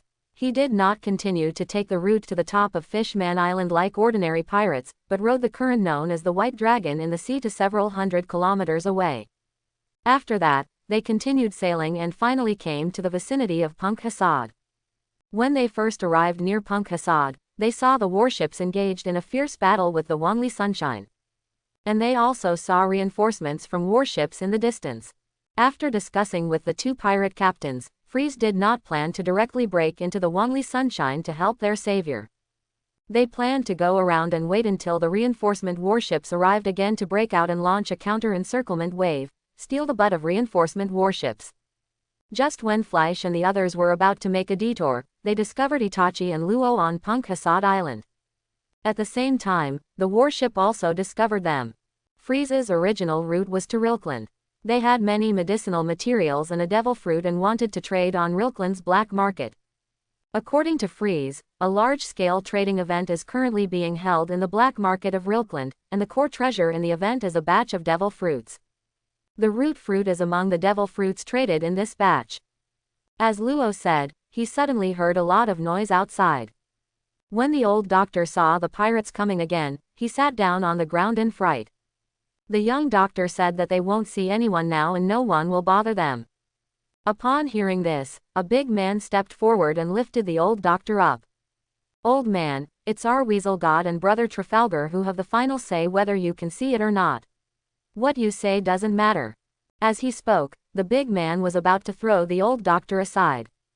At this time Luo had already walked out. Hey, don't be so unreasonable. As soon as Luo came out, the big pirate quickly put the old doctor down. How dare you, Brother Trafalgar? The big pirate said, and a pirate who was bigger than him but with eyes as big as soybeans stood up. This pirate is none other than Fleisch. After two other pirate captains were killed in a conflict with a marine warship, he has now become the leader of these hundreds of pirates. Brother Trafalgar, it's been 3 days, and we want to see our Weasel God. How is he? Blink. As he spoke, Fleisch blinked hard. Didn't I tell you that there is no one around now? Luo looked at Fleisch with a gloomy look. What's wrong with God Itachi? Are you feeling better? Blink. Fleisch still blinked. Ah, how good are you now? Have all the injuries been dealt with now? Blink. Before Fleisch could blink again, Luo's face was already covered with black lines. You just blink, why do you have to say it out loud? It's really annoying. Oh, that's right. Fleisch pointed at his pea-sized eyes. I am a person with the ability to see far away. Every time I use the ability, my eyes will be very dry, so I have to keep reminding myself to blink. Blink. It's up to you. Luo turned around. Itachi is awake, but he can't get out of bed yet. You guys are too noisy and will affect his rest. Aw no, brother Trafalgar, blink. Fleisch took out the newspaper. This time we came not only to visit Lord Weasel, but also brought important information. This is big news that shocks the world. Important information. Luo turned his head and looked at Fleisch, who was blinking. Fleisch quickly handed the newspaper into Itachi's hands. The first and biggest article on the newspaper column was, "The evil scientist Caesar conspired to create a biochemical weapon to destroy the world on the Punkhasad Island. Now it has been stopped by Marine. The biochemical weapon has been eliminated, and the evil scientist Caesar is missing. It's another Marine's common propaganda method." Luo continued to look down. The second article is, "General Kizaru went to the trap, was seriously injured, and destroyed the huge biological weapon alone." The picture given in the newspaper was of Kizaru jumping into the air after being seriously injured, and of assembly being destroyed. Luo didn't want to say anything, he continued to look down. This third topic immediately attracted Luo. The third article is, "The extremely vicious New Age pirates, the Straw Hats, appeared with Punkhasad, and have now escaped. The amount of the reward for the Straw Hats has been announced." Just the bounty offered to the Straw Hats didn't cause too much trouble for Luo, but the first thing on the list of bounties was Itachi's photo. New World, on the way to Dressrosa. The Straw Hats, who had already rested, were having lunch, but today's lunch was surprisingly peaceful. Everyone looked at the dinner plates with sad faces. Luffy, who was always the noisiest, just held a 60-pound piece of sea beast meat and gnawed it silently without saying a word. Chopper was the first to speak. Chopper let out a long sigh and said with tears, "I don't know what's going on with brother Itachi and Luo now." This sentence turned on the gloomy black lines on all the members' faces, and the entire Straw Hats were filled with sad black lines on the screen. It was true that they cleaned up the surrounding warships in the end, but in the end they did not wait for Itachi and Luo. In the end they should be safe. Nami took out the life card Luo gave her, and now the life card is still moving little by little in the direction of the Wanli Sunshine. Their current route is to follow the life card to find Luo and Itachi. Just when everyone was filled with sadness, Kinemon led Momonosuke into the restaurant. Kinemon froze as soon as he saw the depressed state of all the Straw Hat crew. "You are, Luffy Dono, Itachi Dono and 7 warlords of the Sea Dono will definitely be fine," Kinemon said, and Momonosuke interrupted with a frown. "That's not necessarily true. The man in black is a very annoying person." Momonosuke covered the bump on his head that had not subsided. "To be honest, I hate him very much." "Ah, son." Kinemon suddenly felt a different breath behind him. The Straw Hats almost said in unison, "If you two don't want to stay on this ship, just get off." "Gah, my son is young, has a bad personality, and can't speak. Please forgive me." Kinemon quickly bowed to everyone and apologized. Momonosuke pouted and tilted his head. Momonosuke was in a coma during the fierce fight, and his last memory was of Itachi throwing him up and knocking him unconscious. "It's not that I can't speak, I just hate him." "Kesso, you fool." Luffy stretched out his arms and grabbed Momonosuke, jumped out of the restaurant and came to the deck to throw Momonosuke off the boat. Kinemon held Luffy's thigh to stop him. "Sir Luffy, my son is really, well, born stupid. He can't speak." "No, I just hate him. I hate him. A samurai can't lie." "Haga." Luffy raised Momonosuke and made a 360-degree swing. Kinemon was still trying to pull Luffy back to stop him from getting angry. In the restaurant, Robin and Nami also looked gloomy. "At first I thought this kid was quite cute, but now he's very annoying," Robin said. "I feel the same way." Nami sighed. Just when Luffy and Kinemon were pulling Momonosuke, the seagulls in the sky suddenly dropped newspapers and reward orders. Luffy was stunned when he saw the newspaper. For the first time, he had great expectations for world news. Will there be any news about Itachi? Luffy picked it up and took a look. He thought it was troublesome to read the newspaper, so he immediately read the reward notice. However, the moment he saw the reward notice, Luffy was stunned. The next second, Luffy pushed open the restaurant door and rushed to the table. Everyone, look, Luffy, what is this? Everyone took a closer look. Suddenly everyone cheered. Reward order. That means Itachi is still alive. Hey, you guys read the newspaper. Sanji saw the middle article. Luo has been deprived of his status as 7 warlords of the sea. There is no mention of being killed or arrested and imprisoned. Really? That's great. Luffy laughed and held up Itachi's bounty. The scene on the bounty order was exactly the scene of Itachi, wrapped in the Susanoo skeleton, raising his Susanoo hand to attack. His unique blood-patterned eyes were full of murderous intent. I have to say, Marine's photography skills are really top-notch. Sanji sighed and looked down with everyone. I saw that Itachi had already been given a title on the reward. Hellfire, Uchiha Itachi. The bounty is 680 million Baileys. 600 million. Luffy shouted as he looked at it. 200 million more than me. 280 million more than you. Usopp said. Chopper was dancing happily with his little hands. That's great. If you say that, brother Itachi and Luo are definitely still alive. That's great. This photo is really super. So handsome. It's a pity. It would be even more handsome if I could see Itachi's fiery red giant skeleton. Frankie showed the star pattern. Hellfire. Robin thought of the sky-wide fire net and the deadly black flame that Itachi released on Fishman Island. It really suits him quite well. On the small island, Luo couldn't help but his eyes lit up when he saw the picture of Weasel offering a reward. Brother Trafalgar, our Weasel God's bounty is so cool. Is it there? I will never forget the scene of the flames he released on Fishman Island. The big pirate hugged the bounty order with an intoxicated expression. I'm going to hang it above my bed. It's really unexpected. 680 million Baileys. Luo let out a sigh of relief. Now Itachi must be famous in the New World. New World, Marine Headquarters. Akainu grabbed the secretary and his eyes were as big as cowbells. Nani, the final decision was 680 million belly. Are you mistaken? He can fight like that with Porosalino. What on earth are the combat staff thinking? How could such a dangerous person only offer a reward of 680 million Baileys? Next to the sofa by the window in Fleet Admiral's office, Garp was chewing senbei and laughing until tears came out. Gahahaha, Sakazuki is going crazy again. Shut up, old man.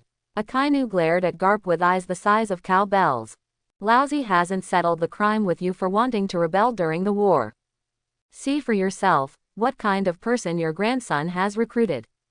Oh, that's right, Garp came over. This guy's photos are quite handsome. You, old man. Gahahaha. Garp returned to the sofa to eat senbei. The secretary trembled and said, Sakazuki Fleet Admiral. The bounty of 3 billion Baileys you mentioned was not implemented in the end. The reason why we did not implement it is because the combat staff felt that if a person with such a high bounty suddenly appeared, it would definitely cause shock to the entire New World. So in order to avoid the expansion of the impact, we finally decided on 680 million. Never mind. Akainu breathed heavily and waved. The current bounty is enough to indicate how dangerous this person is. Akainu looked out the window again. Compared to Uchiha Itachi, he was more concerned about the meeting between Porosalino and Kuzan on Pang Island. 3 days later, the Freeze pirates docked on the east coast of the island. Come on, Mr. Itachi, let's try your new power. Luo stepped aside and gave Itachi a position near the sea. In the grass behind the two of them, dozens of pirates from the Freeze pirates and Freeze himself were secretly watching. It's only been 3 days, have you recovered from your injuries? No, God Itachi is still wearing a bandage. I told you not to call me God Itachi anymore, I have to call you Brother Itachi. This is what he himself emphasized. You guys, stop arguing. Wink. Brother Trafalgar has said that we are not allowed to follow him. If he finds out, he will have to run us away again. Dozens of pirates quickly stopped talking. On the coastline, Itachi closed his eyes and stretched out his hands from the windbreaker draped over his shoulders. He opened his eyes suddenly, and Mangekyo Sharingan had appeared.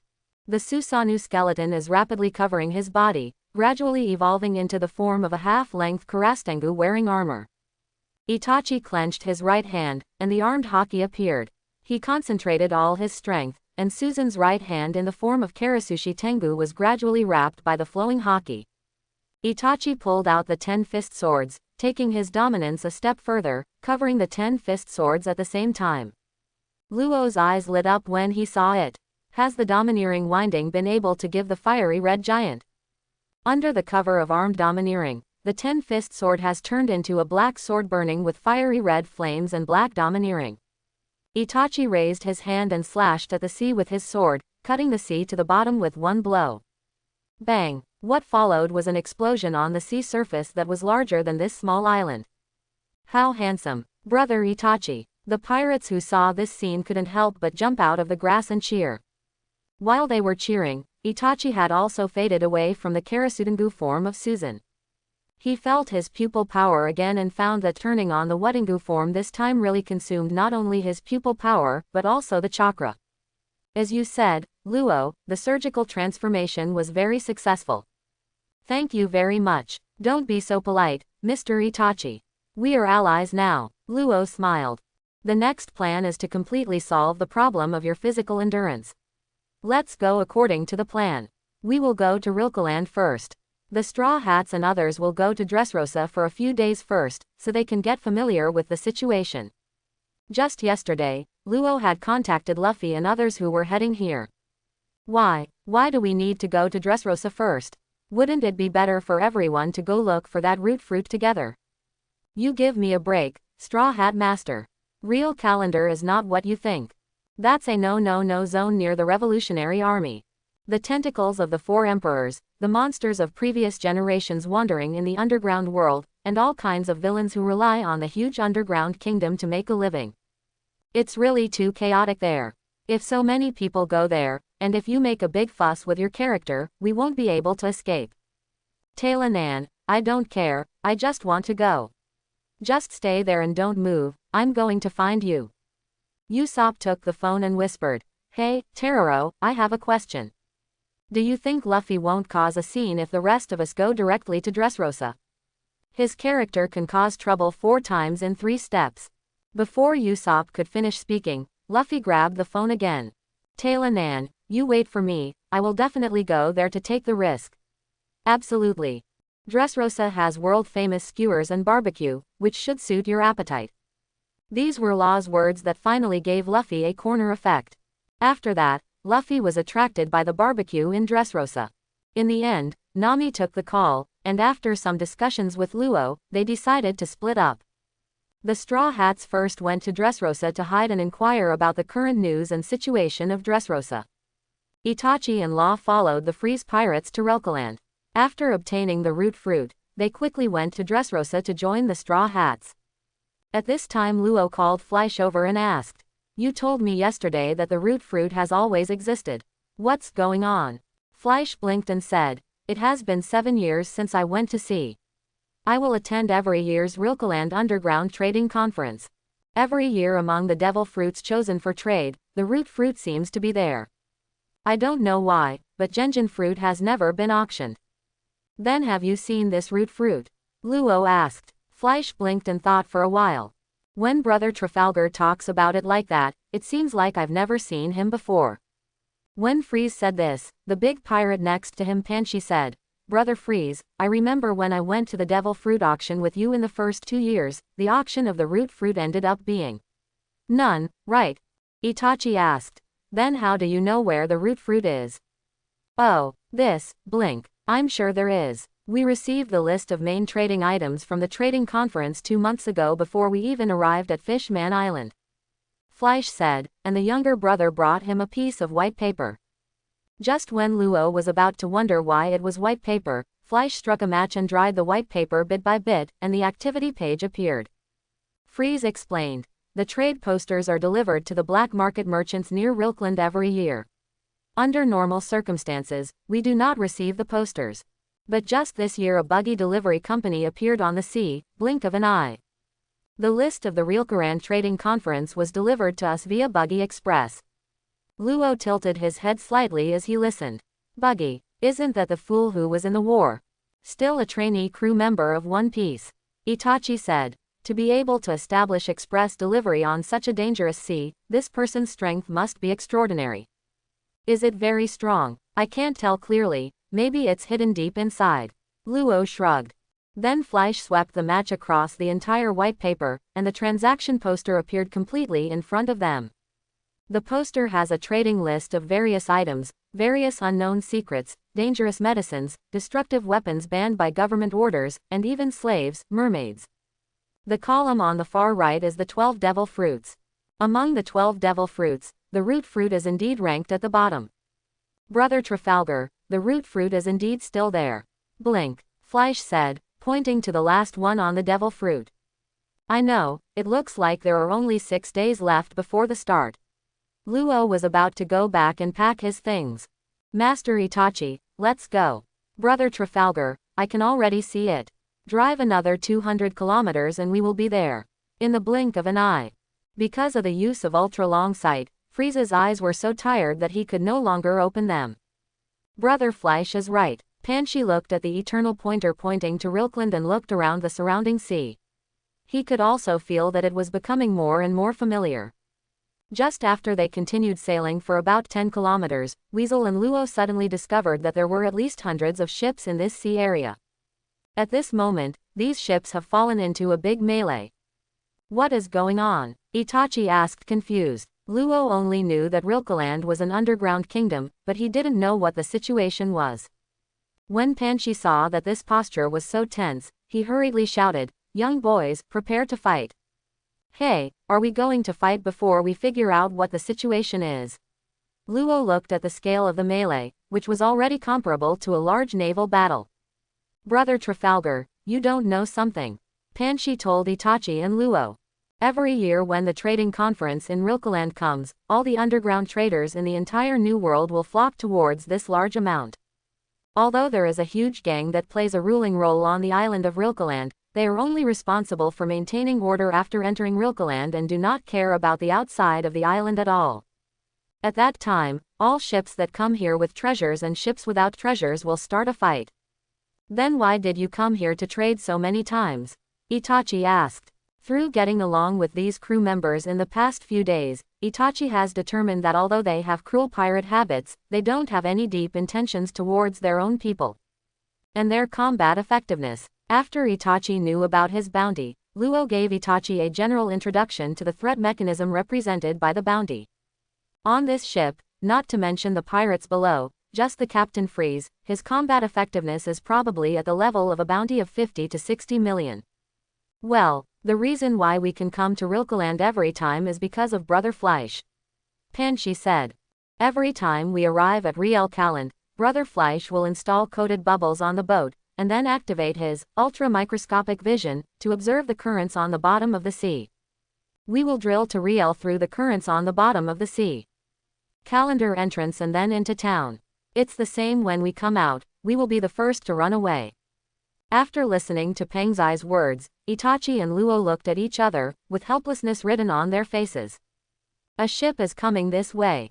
The pirate below suddenly shouted. On the opposite ship, a one-eyed captain holding a cannon was laughing. Such a big ship, there must be a lot of treasures on it. Kids, rush for me. Oops, Brother Fleisch can't open his eyes and can't escape. Boys, hurry up and meet the enemy. Panshi said and raised his knife, and the pirates stood on the fort one after another. Just when they were about to exchange artillery fire, a fiery red sword energy headed towards the incoming pirate ship, destroying the entire ship with one blow. Itachi, holding the wind fire forest and covered with the skeleton of Boss Amato, jumped into the air on the black fire crow, and Luo was building a huge room for him.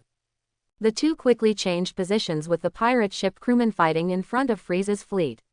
After changing positions, Itachi smashed a pirate ship with a domineering sword energy, and then another one with his backhand.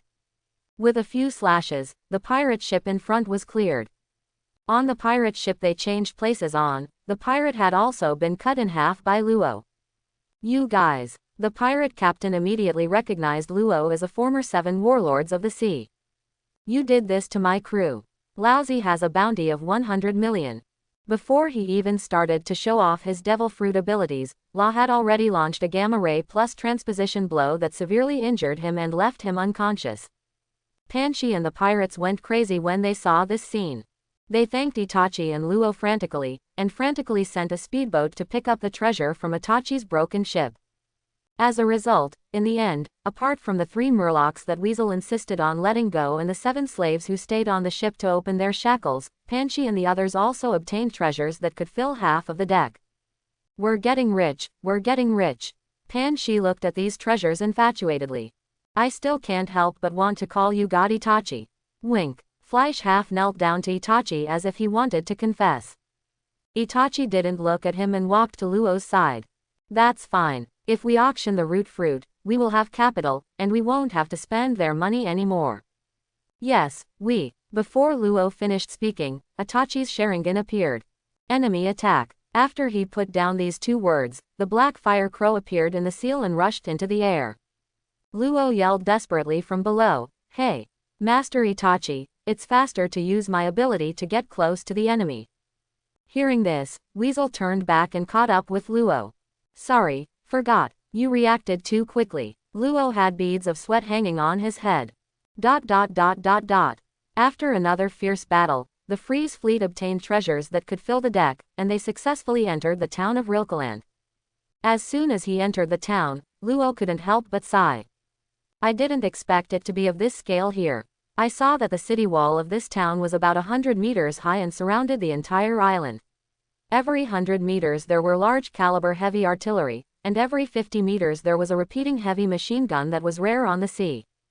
On the main gate of the town, there is an ultra-large caliber high-precision gun barrel. According to Freeze, this is equipped with a laser electromagnetic gun custom-made by Real Calendar from the genius scientist Vegapunk.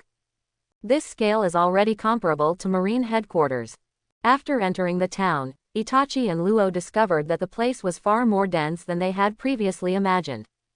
There were a large number of armored troops at the city gate and entrance. After entering the town, they did not directly take the treasures to auction.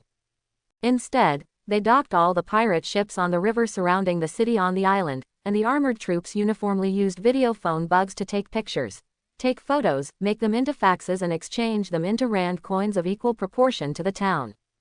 1 rand coin is worth about 14 pounds of gold. Moreover, only 3 people can go to the island on each ship.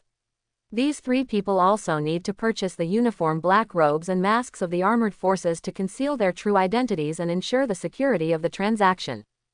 It doesn't look like an underground kingdom at all. Luo sighed as he looked at the town in front of him. Who says it's not like an underground kingdom? Pan Shi was crying silently. Just buying this black robe uniform for Itachi, Luo and Fleisch would cost 3 rand coins. This is equivalent to the admission fee. It's so dark in here. After taking the black robe, Luo first handed it to Itachi. Choose a mask, Mr. Itachi's. These 3 masks include facial makeup, a bare face, and the simplest mask that looks like a cat face, with a red inverted triangle on the top of the mask. I'll just use this. Itachi picked up the cat face mask. He always felt that this mask was very familiar. After changing their masks and putting on their black robes, Frieza's large fleet was imprisoned by the armored troops into the iron prison under the city gate. Why is this? Luo asked, looking at the large number of armored troops surrounding the Wancheng River. Oh, Brother Trafalgar, this is a dark kingdom with absolute order for outsiders, blink. Freeze introduced in detail that the reason why Rilkeland was so strict with outsiders was because the trading conference was full of pirates from all over the world. In order to prevent any riots from happening, such strict measures were taken. Are you telling the truth? Listening to Frieza's words, Itachi pointed forward. In the town ahead, a bearded evil man chopped down a bakery owner with a knife. The proprietress of the bakery picked up the rolling pin, covered it with armed domineering force, aimed it at the bearded villain's head and opened the rolling pin. The 2 of them were fighting fiercely, but the shops and people around them turned a blind eye. Hey, you 2 are fighting each other, don't ruin my food. My dishes are worth 4 rands. Fleisch was speechless. This is the case in this underground kingdom. The permanent residents here respect their fists and prey on the weak. There are also many gangs here. As long as you are a resident here, except for the most basic rules, they will not care about it no matter how big the trouble is. Blink. As Fleisch said, a large number of gangsters had already arrived, and they cut the bearded man into pieces in just 3 strokes. Then I cleaned up, had a conversation with the proprietress and took the stump away. That should be the gang behind them. Blink. Fleisch said. Luo looked at it and smacked his lips a little. He now felt that not letting Luffy come was really the right choice. Otherwise, it is basically impossible to successfully obtain the root fruit and return home. The 3 of us should be careful. Luo put on the white bear face mask. Although Fleisch has been to Rilkland several times, he doesn't know anyone here. Every time, his identity is just a pirate who comes to auction items to make profits. In view of this situation, the 3 of them could only directly inquire about the auction information from these tough residents. Boss, how come I heard that this root fruit at the auction has been there for several years? Hello boss, were these devil fruits at the auction prepared in advance by Rilkerand? Is the last one a root fruit? Why is this fruit always on the promotional posters, but never there? Sell it. Oh, boss, I'll order from you. Can you tell me some news about the auction? Wink. What, 2 rand coins for a pot of assorted stew? Sorry, I won't ask. Wink. However, after some inquiring, the news about Genjin fruit was beyond the 3 of them's expectations. A summary of the responses from bosses and passer-by residents. Genjin fruit. Ha ha ha ha ha. You are outsiders, right? Do you want that fruit? It really made me laugh. You can see it when you get to the auction venue. That fruit. Ha ha ha ha. Who would want that kind of fruit, turned into a tree root? What's the use of absorbing energy? I'll knock you over with 1 punch. A very stupid person, carrying a very stupid fruit that he calls a treasure. Hey, at first glance, you are new here, as long as the pirates who landed in Rilkeland for the 2nd time can know this. Quote. Robbery. The one who robbed at the end was not like Kizaru and Virgo in Punk Hasad, who could withstand Tsukuyomi's mental damage. He was hit by Itachi's Tsukuyomi, and after experiencing various extreme tortures in turn within 72 hours, he fell to the ground and fell completely unconscious. After some inquiring, the 3 of them communicated with each other when they met again, and found that the only effective information was that they could know where the fruit was by going to the auction. I don't know anything about the rest, and the people here are constantly laughing and abusing them whenever they mention Genjin fruit. Logically speaking, the strength of a devil fruit depends on the user's development. There is no absolute strength or weakness. But why do people here have such emotions about this devil fruit? Not sure. Itachi shook his head. He asked several people and they all had the same reaction. In fact, he had no idea about this devil fruit. Just listening to Luo's wishes, this fruit can completely solve his physical problem. It's really nerve-wracking. Blink of an eye. Fleisch looked around. They had now reached the center of the town. No matter who they asked, they almost always gave the same answer. It seems that if we want to know what this fruit is, we can only go to the auction. Luo said. At this time, Freeze suddenly pointed to a tall tower not far away. Yo, familiar landmark, I think of a place. Wink. Place. Just as Luo was about to ask, Fleisch said. This tower is called the Morel Black Tower. The entire tower is made of an extremely hard ore material. It is said that nothing in the world can destroy this iron tower. Luo pointed to the bottom of the tower. You said this tower is indestructible, then what are they doing? I saw below the Morel Black Tower, several pirates wearing masks and black robes were chopping with knives and axes, and smashing with their fists, trying to smash the tower. There was even a big man who gathered his armed domineering energy and punched the iron tower, shaking the surrounding ground. However, they were quickly taken away by armored troops. Oh, it is said that the pirates who come here every year go there to check in and see who can break the tower, or even break a brick. Over time it has become a prominent landmark. But so far, no one has been able to damage this tower at all. What a boring behavior. Luo looked away. Freeze added. When I saw this tower, I suddenly thought of a person. Blink. One person. Yes, there is an uncle selling glutinous rice and fried rice. He is a very nice person. The food is cheap and affordable. I go to his place to eat every time I come, and it's very close to the auction. Wink. Then go there, Itachi said. If you are someone with a cheerful personality, you might be able to find out some information. Luo and Freeze both nodded, and the three of them walked that way. The fried rice uncle's shop that Fleisch mentioned is on a street directly south of the Iron Tower. Because it is close to the auction, business here is really booming. Although business is booming, disputes remain as usual. As soon as the three of them arrived in front of Uncle Fried Rice's shop, they heard someone shouting from the shop opposite. "Boss Nani, you want me a rand coin for a piece of eel noodles? Do you know how much gold 1 rand is equal to? Are the bones of your eel made of gold or the meat? Watch me cut you with a knife." As soon as the masked pirate finished speaking, he was taken away by the overwhelming strength of the gang that emerged from behind the store. Fleisch swallowed hard as he watched. That's what it is here. Every year they use their order to ensure the attractiveness of the auction, but once you land on this island, danger is everywhere. In the blink of an eye. It's so nerve-wracking. Blink. Luo looked and sighed. Let's go, just pay more and cause less trouble. The treasures of their ship were exchanged for a total of 230 rand coins, which were sold for auction. It should be enough for one day's expenses. Fleisch quickly followed Luo and Itachi into the fried rice shop. As soon as he entered the store, Fleisch couldn't help shouting, "Hey! Boss, long time no see." Before Fleisch took off his mask, the uncle in the center of the store smiled and waved to him. It's a familiar voice. It seems like he's an old customer. Yes, blink. Uncle, your store is familiar. The prices are affordable and the food is delicious. It's really. Just as Fleisch was about to walk to the ordering area, a big hand stopped him. Fleisch raised his head and found that standing in front of him was a big man wearing a brown beast mask. "Friend, I came first. Oh, I'm really sorry, please." Wink. Fleisch gave in. "Ha ha ha, thank you, friend." The big man smiled heartily. He looked back at Uncle Fried Rice, who was also nodding to the big man. After reading the menu, the big man waved his hand. "First, 3 portions of fried rice and 3 pots of your signature liquor. Then, 10 cherry pies." After the big man finished ordering, the 3 people in line behind the big man came to the uncle. Itachi passed by the big man, and both of them turned their heads and glanced at each other. Is it an illusion? Why do I feel that the big man is not an ordinary person? Itachi looked at the big man walking away, and he sat in the corner with the other 2 masked men. There are all kinds of pirates here, and there should be many strong ones. Luo said. Fleisch has already asked the uncle for a meal. Oh, I want a purple rice, seaweed and snail fried rice. Wink.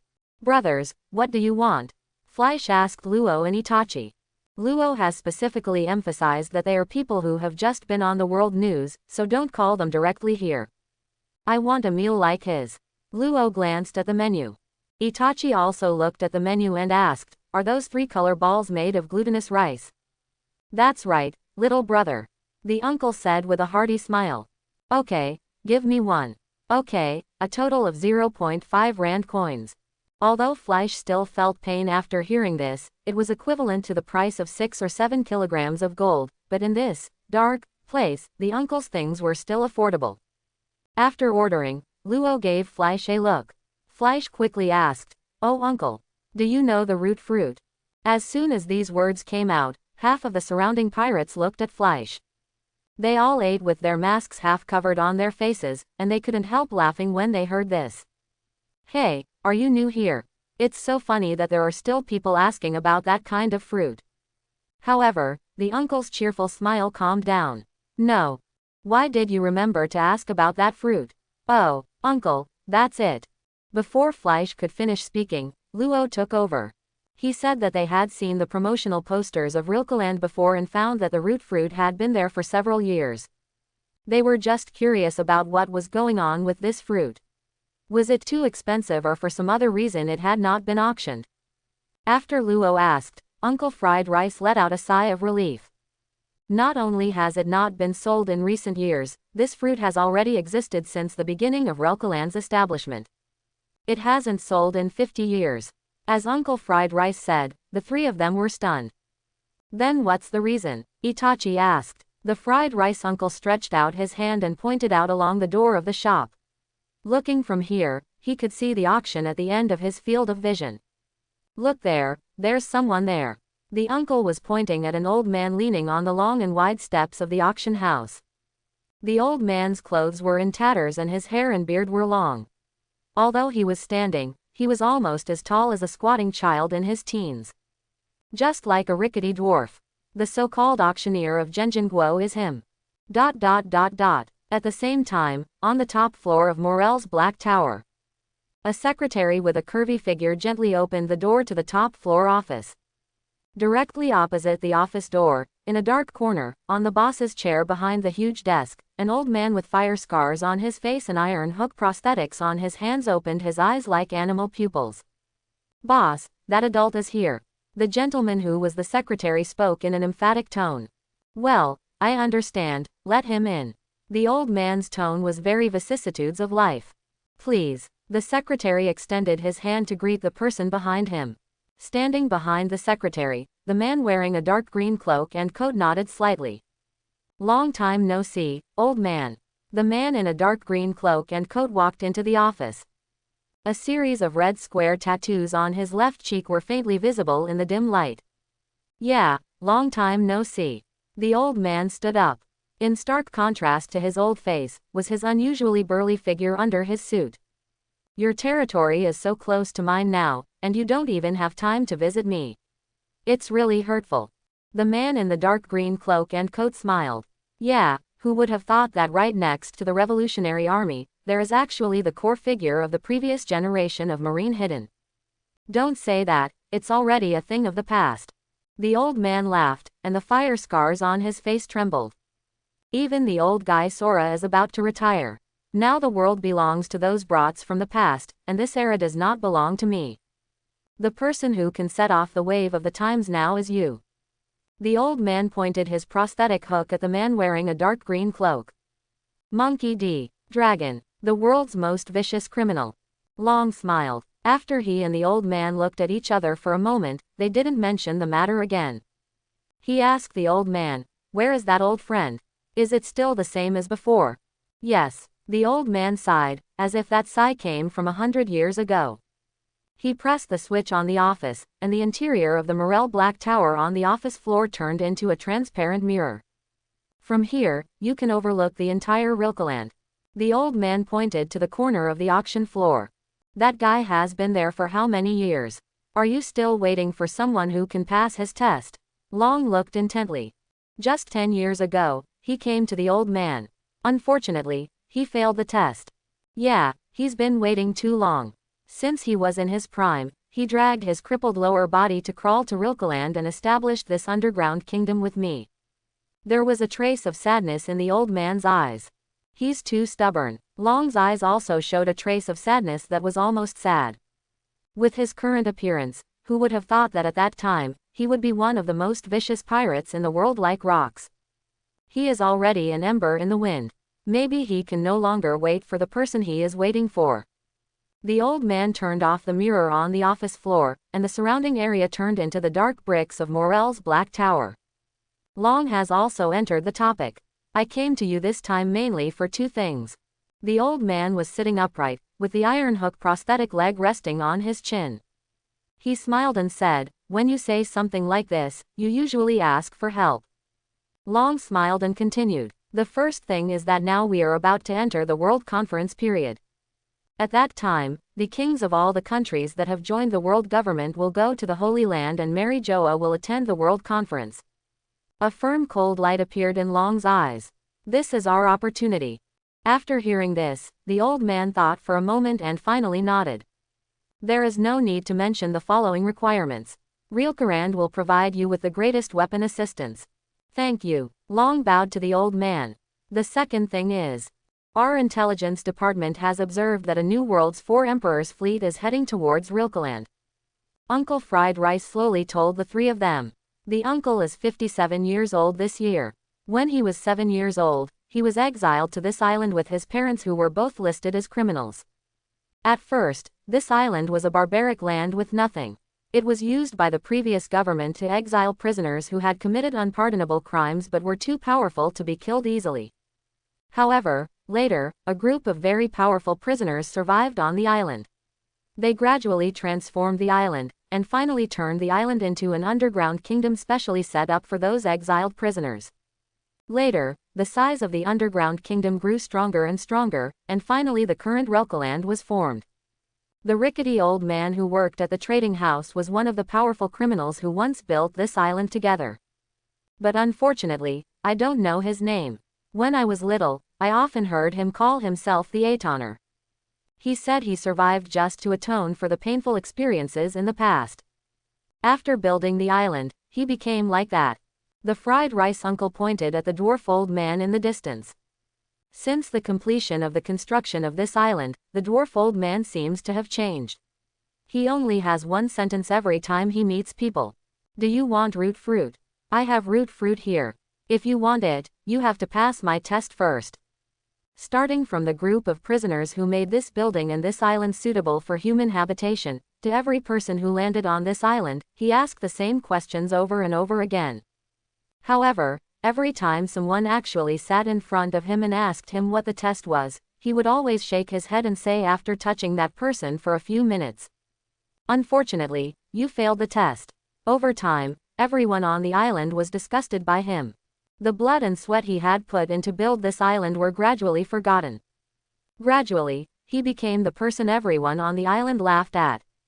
And those pirates and prisoners who newly landed on this island will be doubtful about him at first. And when he accepted the so-called test and was told that he failed, he would become extremely angry and beat him up. The dwarf old man never resisted the beatings given to him. He just said that this was a kind of atonement. After many years of development, he became a well-known joke on the island.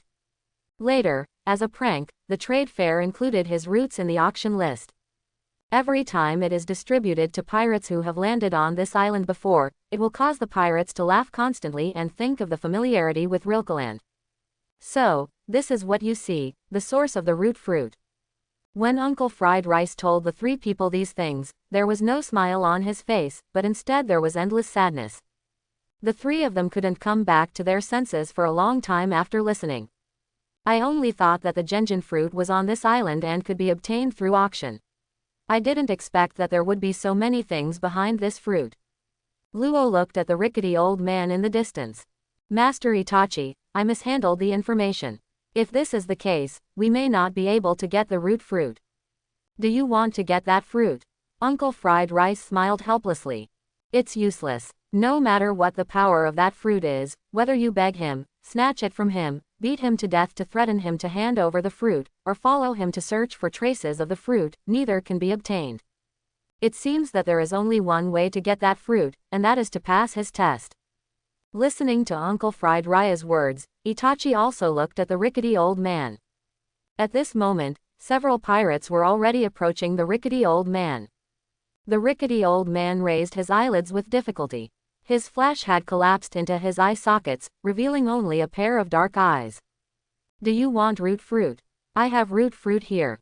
If you want it, you have to pass my test first. As expected, I heard them say there was a silly old man here before, but I didn't expect it to be true. A tall and thin pirate squatted down. Old man, I want root fruit, what should I do? Please wait a moment. The rickety old man stretched out his dirty hands covered with dirt and put them on the shoulders of the tall and thin pirate.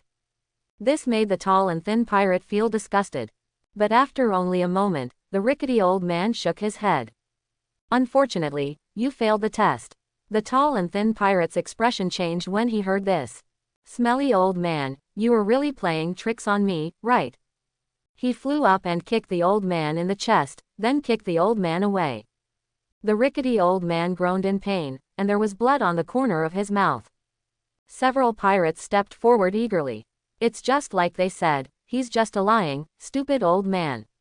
When Uncle Fried Rice saw this scene, he picked up his kitchen knife and covered it with armed domineering aura. Those fools. Again. But just when he was about to rush out, he found that the three Itachis had disappeared. Fleisch used ultra-long sight to locate the rocks beside the rickety old man. Luo had already built a room force field to change positions, and Itachi had already stopped the fist that was about to fall. Asshole, who are you? Just as the pirate was about to lower his fist, Itachi only looked around at the pirates, who all fell down one after another. Only the pirate in the middle, who had a bounty of 150 million on his head, became incontinent after enduring Tsukuyomi's mental attack for no reason. Yellow liquid dripped down from his crotch. This. After Luo's surgical modification, Itachi's continuous use of Tsukuyomi no longer felt like it was just a drain on his pupils. The armored troops from the trade fair had already arrived. Just when they thought it was the dispute caused by the three Itachis, Uncle Fried Rice came forward and explained the situation clearly. Thank you guys very much. Uncle Fried Rice bowed to the three of them. Ah, it's okay. Luo waved his hand and looked at Itachi. Master Itachi, I'm sorry about this. If you put it this way, we may not be able to get this fruit. The bell of the auction fair has also sounded. There is still an hour before the auction starts, and all the pirates who have arrived are moving closer. Isn't the fruit in the hands of this old man? Itachi pointed at the rickety old man with his chin. The old man was still murmuring, do you want Genjin fruit? I have Genjin fruit here. If you want it, you have to pass my test first. Itachi looked at Fleisch and Luo and said, why don't I give it a try? Luo was stunned for a moment, then nodded. Okay. We can't come here in vain. Do you also want to give it a try? Uncle Fried Rice was a little nervous. He was afraid that the three of them would become impatient after being rejected by the rickety old man. Don't worry, Uncle. Luo nodded to the Fried Rice uncle. We are not the kind of people who are prone to violence. Yes, these two eldest brothers are very kind-hearted. Wink. Fleisch. Well, I believe you. Uncle Fried Rice said that this was purely due to his own worries. Just from the fact that they were able to protect the rickety old man, it could be seen that these people were definitely different from other pirates. Itachi knelt down and said to the rickety old man, Old man, didn't you say that you want to pass your test? I want to give it a try. You want to come, okay. The old man stretched out his dirt-covered hand toward Itachi and placed it on Itachi's shoulder. Uncle Fried Rice sighed helplessly. To be honest, it's useless. Although I don't know how he tested it, but after so many years, no one can pass his test. Luo Yi sighed. He felt very guilty about this now. If it weren't for his incomplete information, they wouldn't have even come here. However, just as a few people looked at the rickety old man without any hope, an unexpected scene happened. The rickety old man raised his dark eyes with difficulty, and there was a smile on his wrinkled face. Congratulations, you passed my test. We can really put it to the test. This sentence shocked Uncle Fried Rice, Luo and Fleisch. Old man, you mean? This guy passed. Uncle Fried Rice couldn't believe it. In all these years, he had never heard the rickety old man say this. Master, this is it. Is there any hope? Luo said. Brother Weasel, you are simply. Fleisch covered his mouth and blinked before he finished speaking. Itachi didn't understand what was going on, but the rickety old man had already waved to him. Come over here, it's clean here. Just as Itachi started to follow, Law stopped him. I'll go with you in case. The rickety old man suddenly spoke. No one needs to follow you. There was still a smile on his lips. I won't let anyone disturb me and this little brother. This. Itachi and Luo looked at each other and discussed it. In the end, Itachi, who had always been suspicious, decided to trust the old man for once. Although he didn't know where this belief came from. Luo and Fleisch, on the other hand, went to the trade fair as usual to participate in the commodity trading and auction on the ship, and Itachi went to find them later. It wasn't until Weasel followed the rickety old man through the crowd and arrived at the corner behind the trading center that the rickety old man stopped. During this period, many people had ridiculed the rickety old man. Is it that old man again? What's the test of root fruit? How stupid. What does that idiot next to him want to do? Does he want to take part in the test? Ha ha ha ha, they are all a bunch of stupid idiots. The rickety old man didn't pay any attention to it, and similarly, Itachi didn't pay any attention to it either. After the rickety old man saw that the surrounding area was quieter, he sat down. Itachi followed him and sat cross-legged. Brother, are you ready? The real test comes next. I'm ready. Itachi nodded. But I have a question, what exactly is the test? After hearing this, the rickety old man pointed out 3 fingers like dead branches. You will see 3 scenes. After each scene, I will ask questions, and then you will tell me what you think. I see. Itachi nodded. Old man, I'm ready. Okay, let's begin. The old man stretched out his hand, and suddenly an aura enveloped Itachi and him. When Itachi was stunned, he felt that the world was spinning in front of him, followed by endless darkness. Old man, what happened? He asked again, but the rickety old man didn't answer. After an unknown amount of time, Itachi's eyes gradually lit up. In front of him were the streets of the village, and the extremely familiar doorway and courtyard behind him. This is... Itachi was completely stunned. This is the most familiar place deep in his memory. Konoha village, where the Uchiha clan's Konoha guards gather. This is your own home. Nissan, Nissan. Itachi suddenly heard the voice buried deep in his memory. He slowly turned his head and saw Sasuke, who had just returned home from ninja school with a small satchel on his back, running towards him excitedly. Ah, it's Sasuke who's back. Next to Itachi, he was cleaning the yard with a broom. When he saw Sasuke coming back, he put down the broom and held Sasuke in his arms. How was your day at school? It's okay, brother, will you practice shuriken with me later? Okay, I have a day off today. Itachi in the memory picked up Sasuke and walked towards the backyard. Seeing this scene, Itachi burst into tears. As memories flow, time is constantly flying by. Itachi witnessed the warmth of his family with his own eyes, and then fell into the role of a double agent in the village and the Uchiha clan. He joined Anbu and spent time with Shisui's best friend. And in the end, he accepted the mission, joined forces with the masked man Obito, and personally destroyed the Uchiha clan. It was he who personally dragged Sasuke into endless hatred, making him grow up in pain and hatred. The memory scenes in front of Itachi are still flowing rapidly, joining Akatsuki, teaming up with Juzo, Orochimaru escaping after failing to seize his own eyes, performing a mission with Kisame, third generation returning to Konoha after his death. In the end, the memory stopped at the moment when he fell in front of Sasuke. Itachi woke up. His tears had slipped down his cheeks and dripped onto the soil. The rickety old man's smile appeared in front of Itachi again. Please answer me. After reviewing your experience, what did you find and what do you think? Itachi lowered his head and was silent for a long time. Finally Itachi spoke. Sorry, I can't express my feelings about my life. In my past, there was right and wrong, darkness and light. No matter how I think about it now, it has already happened. What happened in the past is irreversible and cannot be changed. The me of the past has also been fixed in the past. After the rickety old man was silent for a long time, he showed his remaining 2 fingers. Then let's move on to the next question. I will randomly extract the experience of someone close to you and ask you to tell me your thoughts after reading it. As the world spun before his eyes again, Itachi's vision also darkened. When his eyes lit up again, what Itachi saw was Luffy sitting on a small boat, waving goodbye to the villagers on the shore. Was it Luffy who was drawn? Itachi looked at the scene in front of him. Luffy defeated a sea dragon with one punch, and then drifted to a ship in a barrel. After an encounter, he met Zoro, followed by Nami, Usopp, Sanji.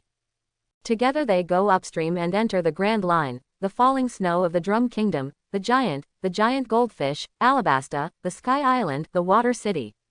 Luffy's adventure, his friends' struggles, and their encounters with the Sabayati Islands. In the end, the friends reunited and set off towards their dreams. Then he met himself at the bottom of the sea, solved the crisis on Fishman Island, and came to Punk Hasad. After he and Luo broke off for the Wanli Sunshine, Itachi also opened his eyes when fighting Kizaru. The rickety old man still looked at Itachi with a smile. So, please answer me, what do you want to say or feel after seeing this? After a moment of silence, Itachi spoke again. This time he said only one sentence. The power of companionship is the power that unites everyone you meet. The rickety old man nodded to him, and now he only had 1 finger left. Only the last paragraph is left. That's it. Tell me what you think after reading it. The world was spinning and the vision was dark. When his eyes lit up again, Itachi realized that he was not looking at people's memories this time.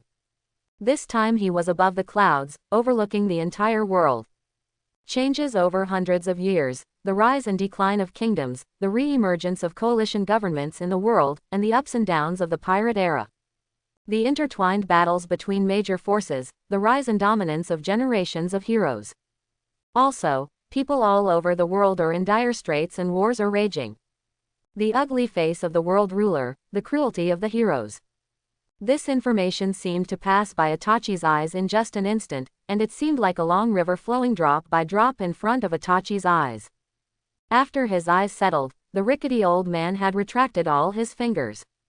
After reading it, what do you think? Itachi said directly this time. In this world, there must be a force that can completely dominate. After hearing this, the smile on the old man's face disappeared. His pupils, which had just lit up with a glimmer of light, also dimmed. Just when the old man asked Itachi these questions, 7 or 8 pirates and an armored troop turned their eyes white and fell on the road heading towards the old man. After a long time, the old man asked again, "Do you have anything else to add?" Itachi took a deep breath and continued. This force that unifies the world must build a world that is peaceful and loving enough, and where everyone can live with kindness.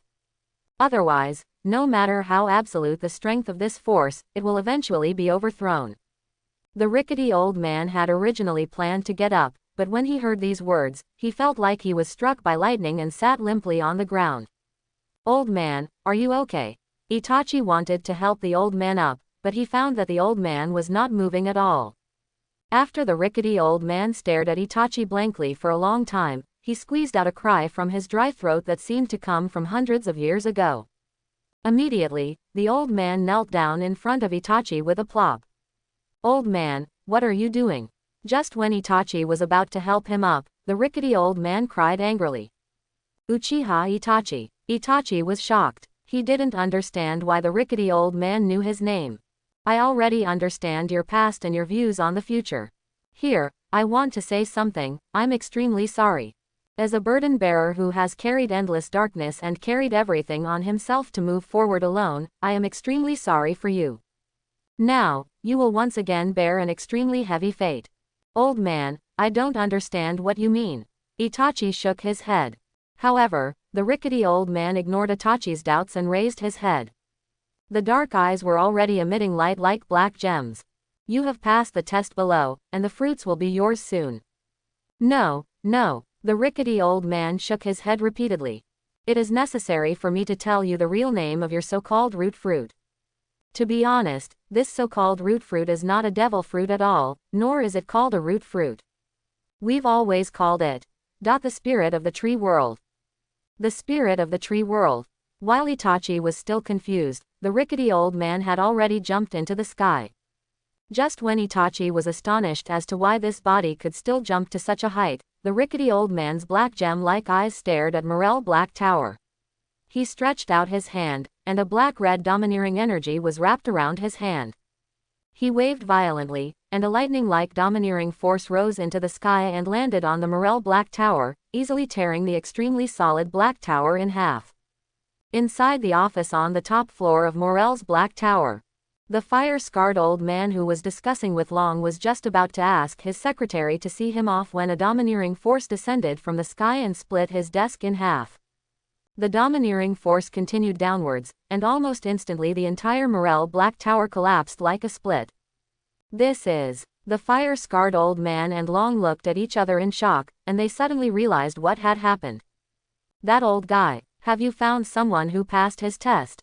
Long was able to maintain his balance even in the collapsed Black Tower. He grabbed the secretary who was wearing high heels to prevent her from falling. At the same time, strong winds came from all directions, blocking the Morel Black Tower that was about to shatter. Just when Long was about to turn on the sight and color to investigate who had passed the test, a fruit emitting a green aura emerged from the ground of Morel's Black Tower. He actually hid the fruit here. The old man with the scarred face looked at the green aura fruit growing high into the sky, and then the fruit was sent to the direction of the trade fair by a force. The Morel Black Tower was designed by the fire-scarred old man himself and participated in the entire construction process. During the construction of this tower, he had the impression that the rickety old man had been using their family's unique forging ability to build the city wall. During the construction, he didn't even look at it. Kazuki Sendo, this guy. Did they use their clan's ability to put the fruit into the Black Tower? Long Yi looked in the direction of the exchange. He remembered what the rickety old man said to him when he was tested and failed in the second test. I am a person who has failed twice and committed 2 unforgivable sins. So, I must find someone who is completely worthy of my trust to deliver this fate. Long also heard rumors that the real ancient weapon Pluton has always existed in the country of Wano. To open Pluton, you must use a key. Who is it? The dragon stood up and was about to jump out of the Morel Black Tower, but just as he was about to rush over the broken top of the Black Tower, he was shocked by an invisible force and bounced the dragon back. This is. The dragon looked at the fire-scarred old man again. The two said it almost at the same time. Vibration field binding. How is that possible? The fire-scarred old man wanted to turn on the Black Tower's see-through reflector, but the equipment had been destroyed. He is obviously no longer the user of that fruit, so how can he still use this ability? Itachi watched a green fruit rise from the Morel Black Tower, and then came to the hand of the rickety old man. The old man fell back to the ground. Itachi really had too many doubts. There were so many questions that Itachi wanted to ask, and in the end, the first question out of Itachi's mouth was still, "Old sir, what is the fate of this fruit?" However, the rickety old man didn't make any further answer. He picked up the green fruit with one hand and opened his fingers like a dead tree to face Itachi. Suddenly a force field like tearing air and squeezing enveloped Itachi. It is an old tree that has stood for hundreds of years and cannot be blown down by the wind. It is also a vast snow-covered, tall and tough pine forest. It is showdown that reaches straight to the sky and reaches the bottom of the sea. It is also the sprout of all things and the seed of all hope. The rickety old man waved his palm and pierced the chest of the unable-to-move weasel. Blood splattered everywhere. The moment Itachi hadn't felt the pain on his nerves, the green fruit had already entered his chest. As soon as the fruit entered, it began to grow rapidly in Itachi's wound. Almost instantly, the wound on Itachi's chest was replenished by the growing woody connective tissue, and it quickly healed into new skin and flesh. After doing this, Itachi could see that the rickety old man in front of him was visibly aging again, just like Kuchiki, who was about to lose his life. This spirit of the tree world not only has the power of roots and fruits, this power will sprout in your body in the form of seeds. As you use it, you'll feel the power getting stronger and stronger. It completely identifies with you, and you are its new ruler. The old man raised his eyelids with difficulty and looked at Itachi, then knelt down to Itachi with great respect. I am a person who has failed twice in a row, and I am the cause of 2 unforgivable sins. Now, I'm extremely sorry for you. Everything, I leave it to you. With a heavy kowtow as he fell to the ground, the tearing force field on Itachi's body was also released. He rushed to the rickety old man in one fell swoop. Old sir, what do you mean by all this? Itachi just wanted to help the rickety old man, but he didn't expect that his body was already so thin that Itachi could lift him up gently. The rickety old man saw a bit of anger on Itachi's face, and he smiled again until the wrinkles on his face curled up. Your Majesty Itachi, please rest assured. Even if I don't entrust this fate to you, I can still see that one day you and your partners will have to deal with the things that will happen in this world.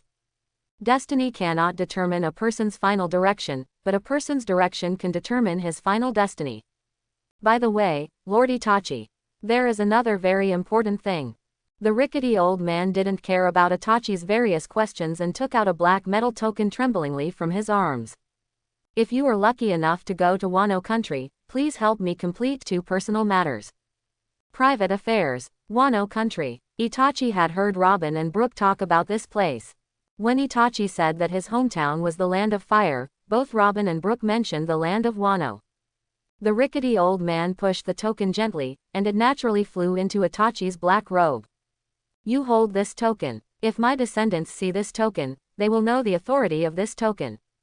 By the way, my last name is Kazuki. My private affairs have nothing to do with the fate entrusted to you. These are the 2 things I pray to you for alone. The tone used by the rickety old man was very humble. If possible, I hope that you will inherit the forging skills of the Kazuki clan. This is something we have passed down from generation to generation, and now it is almost extinct. But you can find its location through this token. Forging technology. Just when Itachi's doubts returned, the rickety old man suddenly burst out hysterically and shouted. The second thing is that if you arrive in Wano country one day, then I pray to you. Be sure to use this token. Abolish the status of the Kazuki clan in Wano. Relegate the Kazuki clan to common people. At that time, if they have any objections, you can definitely kill those idiots who are still alive. So stupid to the extreme, so stupid that countless people were enslaved, oppressed, and died because of their sins. The person who is stupid enough to let Wano become what it is now. Looking at the rickety old man in front of him who made such a heavy request to him without explaining any reason, Itachi was silent for a moment. Itachi said, "Old sir, please answer my question. Otherwise, I will never agree to the requests you mentioned. I got this so-called spirit of the tree world for no reason, and I don't want it either." With that said, Itachi raised the knife and was about to cut out his chest. "Don't want." 2 drops of tears slipped from the dry eyes of the rickety old man. "You and your companions will definitely come into contact with the stories of what happened in this world in the future. The spirit of the tree world has chosen you, and it will also help you and your companions in the future. As for the Kazuki clan of Wano country, that is entirely a private request to you. How to deal with the Kazuki clan will be decided by your judgment on Wano country." But a trace of painful coldness flashed in the eyes of the rickety old man. No matter what, the Kazuki clan is no longer worthy of being the ruler of Wano country.